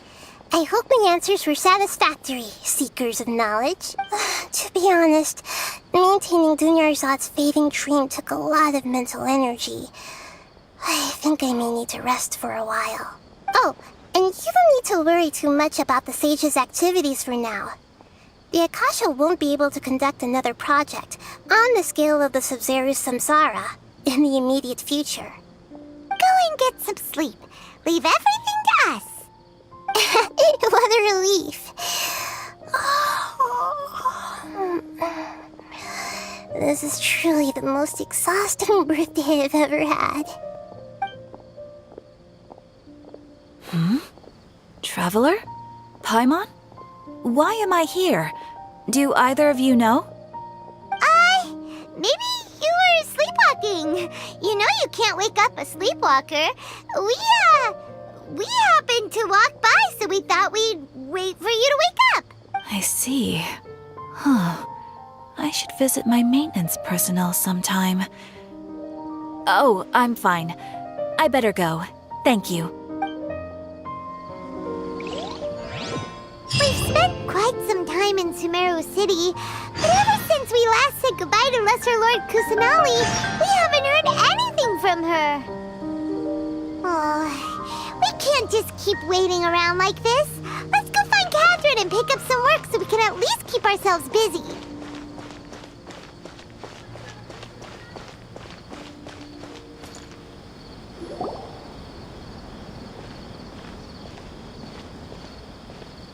Ad Astra Abyssosque. We meet again, you two. Hi, Catherine. Do you have any commissions for us today? Commissions, huh? Let me think. Oh, how about this? Please attend the Academia's Academic Symposium this afternoon and recite a love poem on stage. Wait, say what now? And if possible, please also use your camera to capture the reaction of the audience upon finishing the poem. Huh? What kind of commission is that? I see. It appears that you're not interested in this commission. In that case, please go to Port Ormos and convince the Eremites there to spend some time volunteering at the local orphanage. Hey, that's not any better. I'm sure the mercenaries will have some interesting reactions as well. Paimon's gotta ask. Just who exactly has been submitting these commissions to the Adventurers Guild? Oh, the commissioner? Well, actually, I just wanted to see the two of you in action. Was it so obvious? I was hoping you would actually take one of those commissions. That kind of chance to observe humans doesn't come by often. Ah, so it's Nahida. Paimon just knew Catherine wouldn't crack those kinds of jokes. When did you get into her head? From when she said, Ad Astra Abyssosque. So it's been you this whole time? Are you done resting up, Nahida? Yes. I've been sleeping ever since we parted ways, and I even had a really, really long dream. It was another dream about the Sub-Zero's festival, except it was a happy one. In my dream, I was sitting in the middle of a flower terrace, and everyone in Sumeru City was holding hands as they danced in circles around me. They danced round and round, and everyone looked really happy. I also got to sit on a gigantic flower carriage. Ferris, the Knight of Flowers, raised me really, really high above the ground, and I was throwing an endless amount of Yalda candies at the children. You know, Nahida, maybe your dream is how the Sub-Zero's festival really should be. It's meant to be a joyous time where everyone gets together to celebrate your birthday. Huh? Wasn't I describing a really happy dream? Why are you both looking at me like that? Wait, could this be an example of the emotion known as pity? No, we aren't pitying you. That would only make everything worse. We just don't want you to feel too sad. By the way, have you had a chance to visit Dunyarzad? How's she doing? The Homiyanis haven't allowed any visitors after the festival, so we haven't been able to check on her. Yes, I paid her a visit right after I woke up. She was resting at the time. Her condition is stabilized. However, since Elazar is a manifestation of the withering on the human body, we can only cure it by finding a way to take care of Irminsul's own withering. But for the moment, our top focus should still be figuring out what the sages are up to and what they're planning. Right. Who knows what'll happen if they manage to pull off another scheme like the Samsara of the Sub-Zero's festival. So our first priority should be investigating and putting a stop to the sages' activities. As for how we should pull that off, let's discuss it somewhere else. There are too many adventurers around here. Oh, good point. Sorry, adventurers. We're gonna be borrowing Catherine for a little while.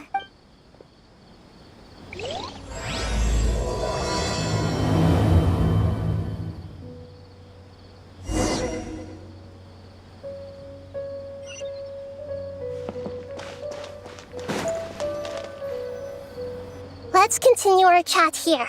Okay, so do you have any ideas on how we can investigate the sages, Nahida? Actually, I've already done a little bit of work on that. But for now, I want to hear your thoughts.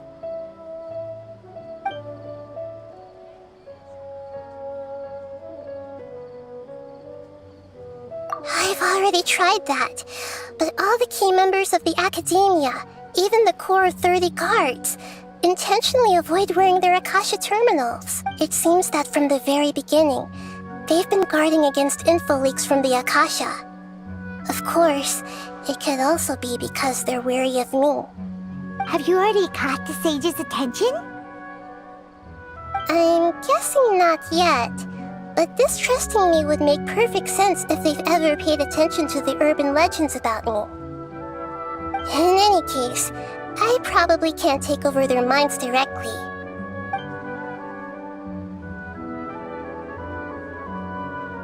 No way, that's too risky. You mean it'd be too easy to get caught? No, it's not that. We shouldn't involve innocent students in this.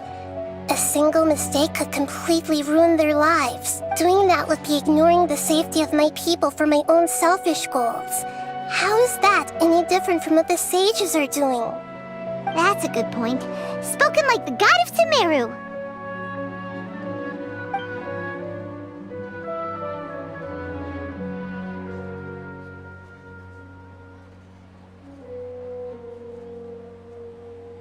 We're in the dark as of now.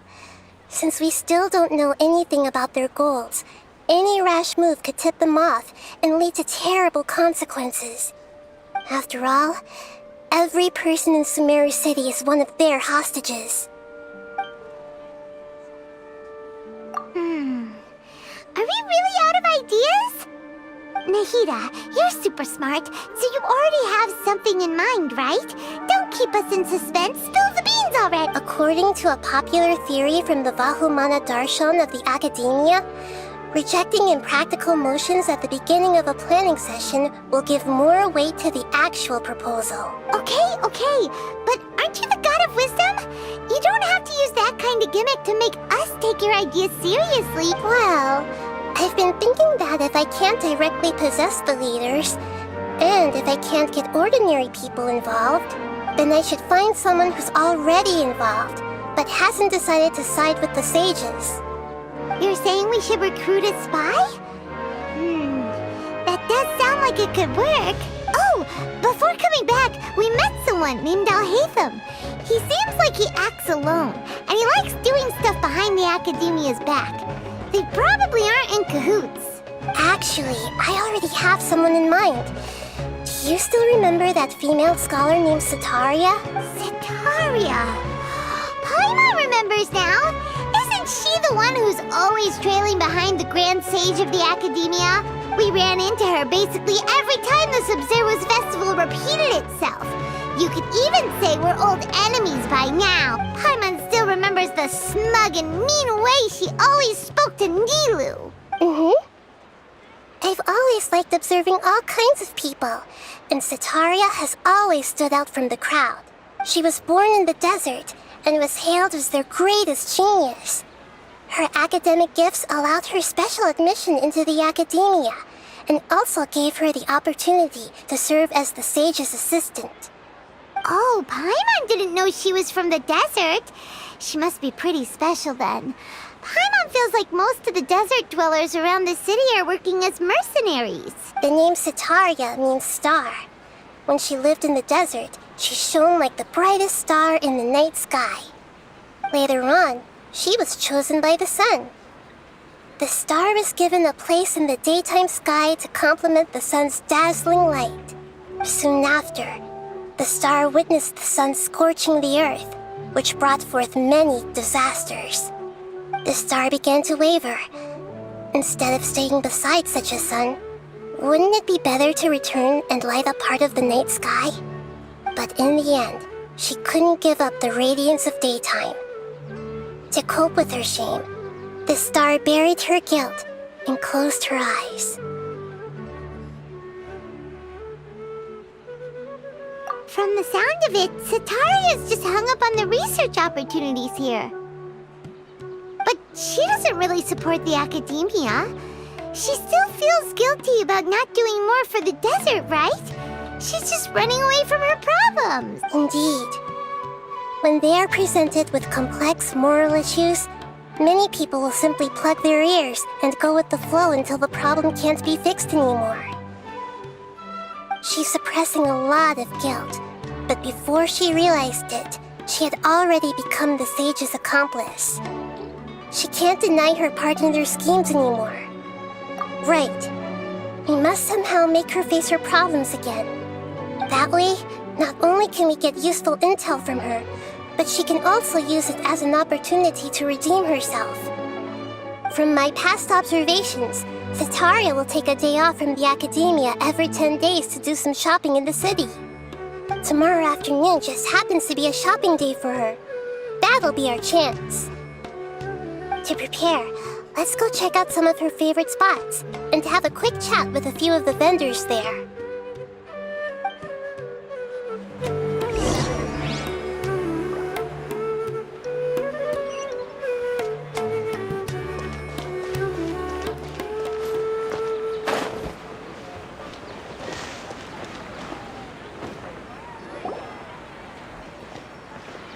This should be Setaria's favorite fortune-telling spot. So should we ask the fortune teller about Setaria? No, I already have enough information on Setaria. The most important thing now is for you to pay attention to the vendor's talking style and key characteristics. Talking style and key characteristics? My poor lost lambs. Have you become troubled over your fates? The divine voice of wisdom often echoes between mine ears. If thou be blessed today by the gods, I may be able to show you the way. Huh? Really? Nahida, you've been whispering things to her? Shh. My friend here has some doubts regarding his future. Can we get a fortune reading for him? Of course, of course. In that case...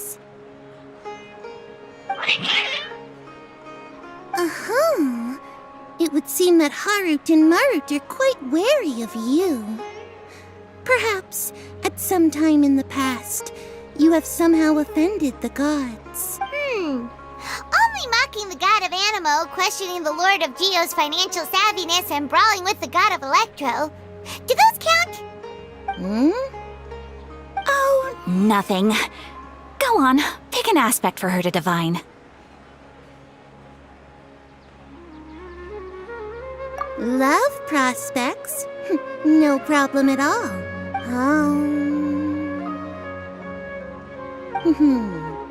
The gods have spoken. The truth shall be revealed. One who is fated to cross your path will appear on...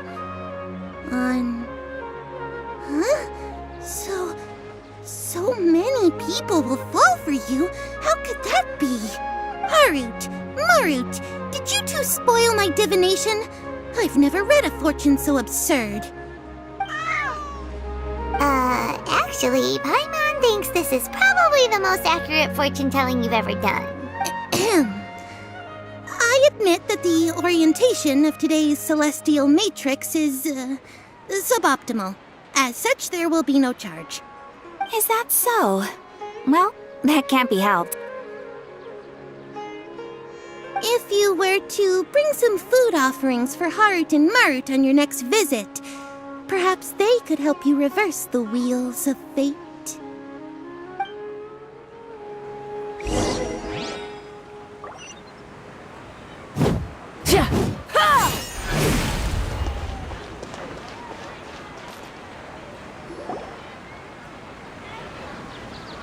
Is this another one of Setaria's favorite stalls? Yep, it belongs to a king. His father helped Setaria a lot when she first moved to Sumeru City, so she still comes by whenever she has time. When I start talking with him, listen carefully to the details of our conversation. Ah, dear customers, would you like to look at some pottery? We caught wind of your great craftsmanship, so we specifically came to take a look. Oh, I recognize you.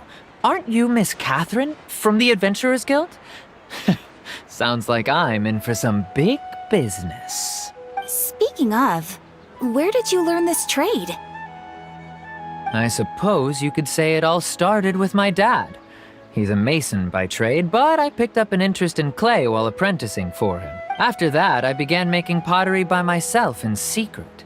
And I simply changed trades when my works turned out well. Although it's a pity that I'm no longer making much use of the knowledge provided to me by the Akasha. That's nice. You're making a living doing something you love. So is your father still working as a mason? Oh no, not anymore. A few years back, he fell from a roof and broke his leg. Since he had already saved enough mora over all these years, he's just enjoying the retired life in Port Ormos nowadays. I see. We wish him peace and happiness in his retirement. I'll have someone in charge of logistics at the guild come by another day for some goods. We'll leave you to it. Take care now. No problem. Rest easy, all our goods are sure to meet your every need.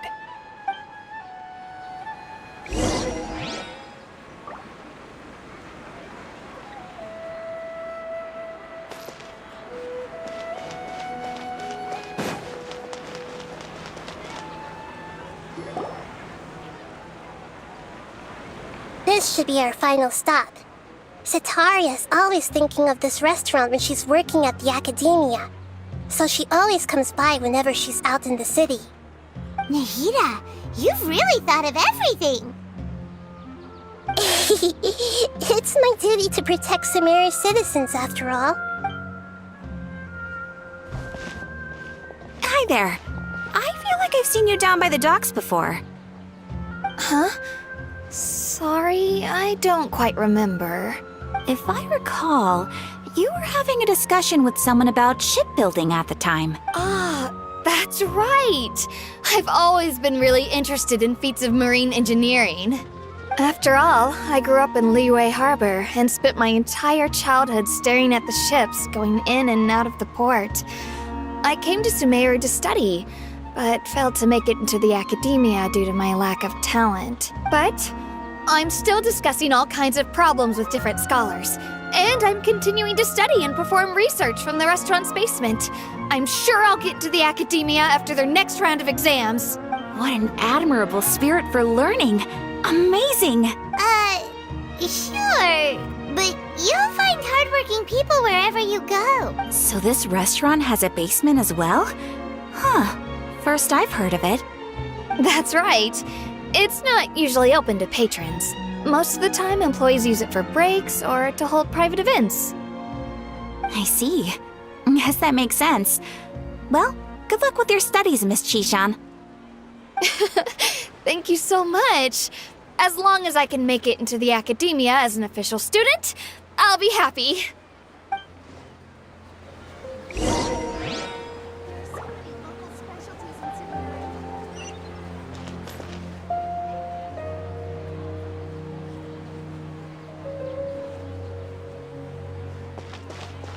Burn it down!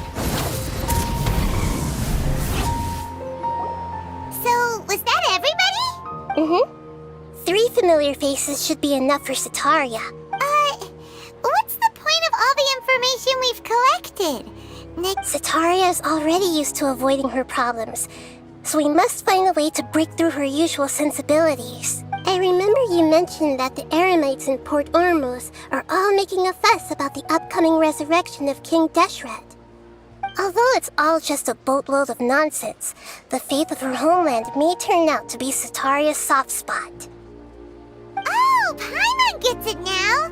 You want to take advantage of the guilt Sitaria feels about her homeland. Although she knows she should return home to help the people of the desert, all she's done is conspire with the sages.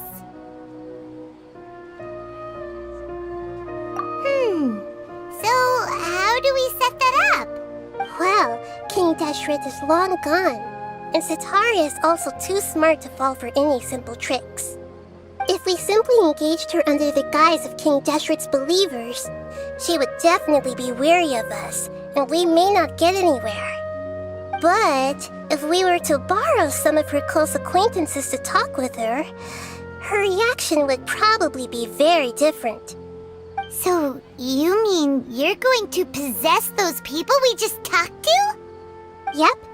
Possess them through the Akasha, imply they've already converted to the faith of King Deshret, and then convey our made-up will of King Deshret. As long as everything goes smoothly, we'll get through to Sataria for sure. She'll never guess that we had anything to do with it. Ah, so that's how you're going to use all the info we collected on these people. It's so that you won't slip up and break form. Possessing them will only work if you can manage to pass off as them. Exactly. So, best of luck with impersonating them. Huh? Best of luck? But we don't know how to possess anyone. That's no problem at all. I'll just share all their senses with you once I've possessed them. As long as you're also wearing an Akasha terminal, the effect will basically be as if you've possessed them yourself. Huh. That is pretty convenient. But why does he have to do this? Can't you do it yourself? Although I've been observing humans for a while, I've never been good at imitating them. You're not wrong. It's always been painfully obvious whenever you try to pass as Catherine. If it was at all possible, I would have preferred to leave these people alone. But seeing how things are now, I probably should just accept it and push on. Yeah, don't beat yourself up over it.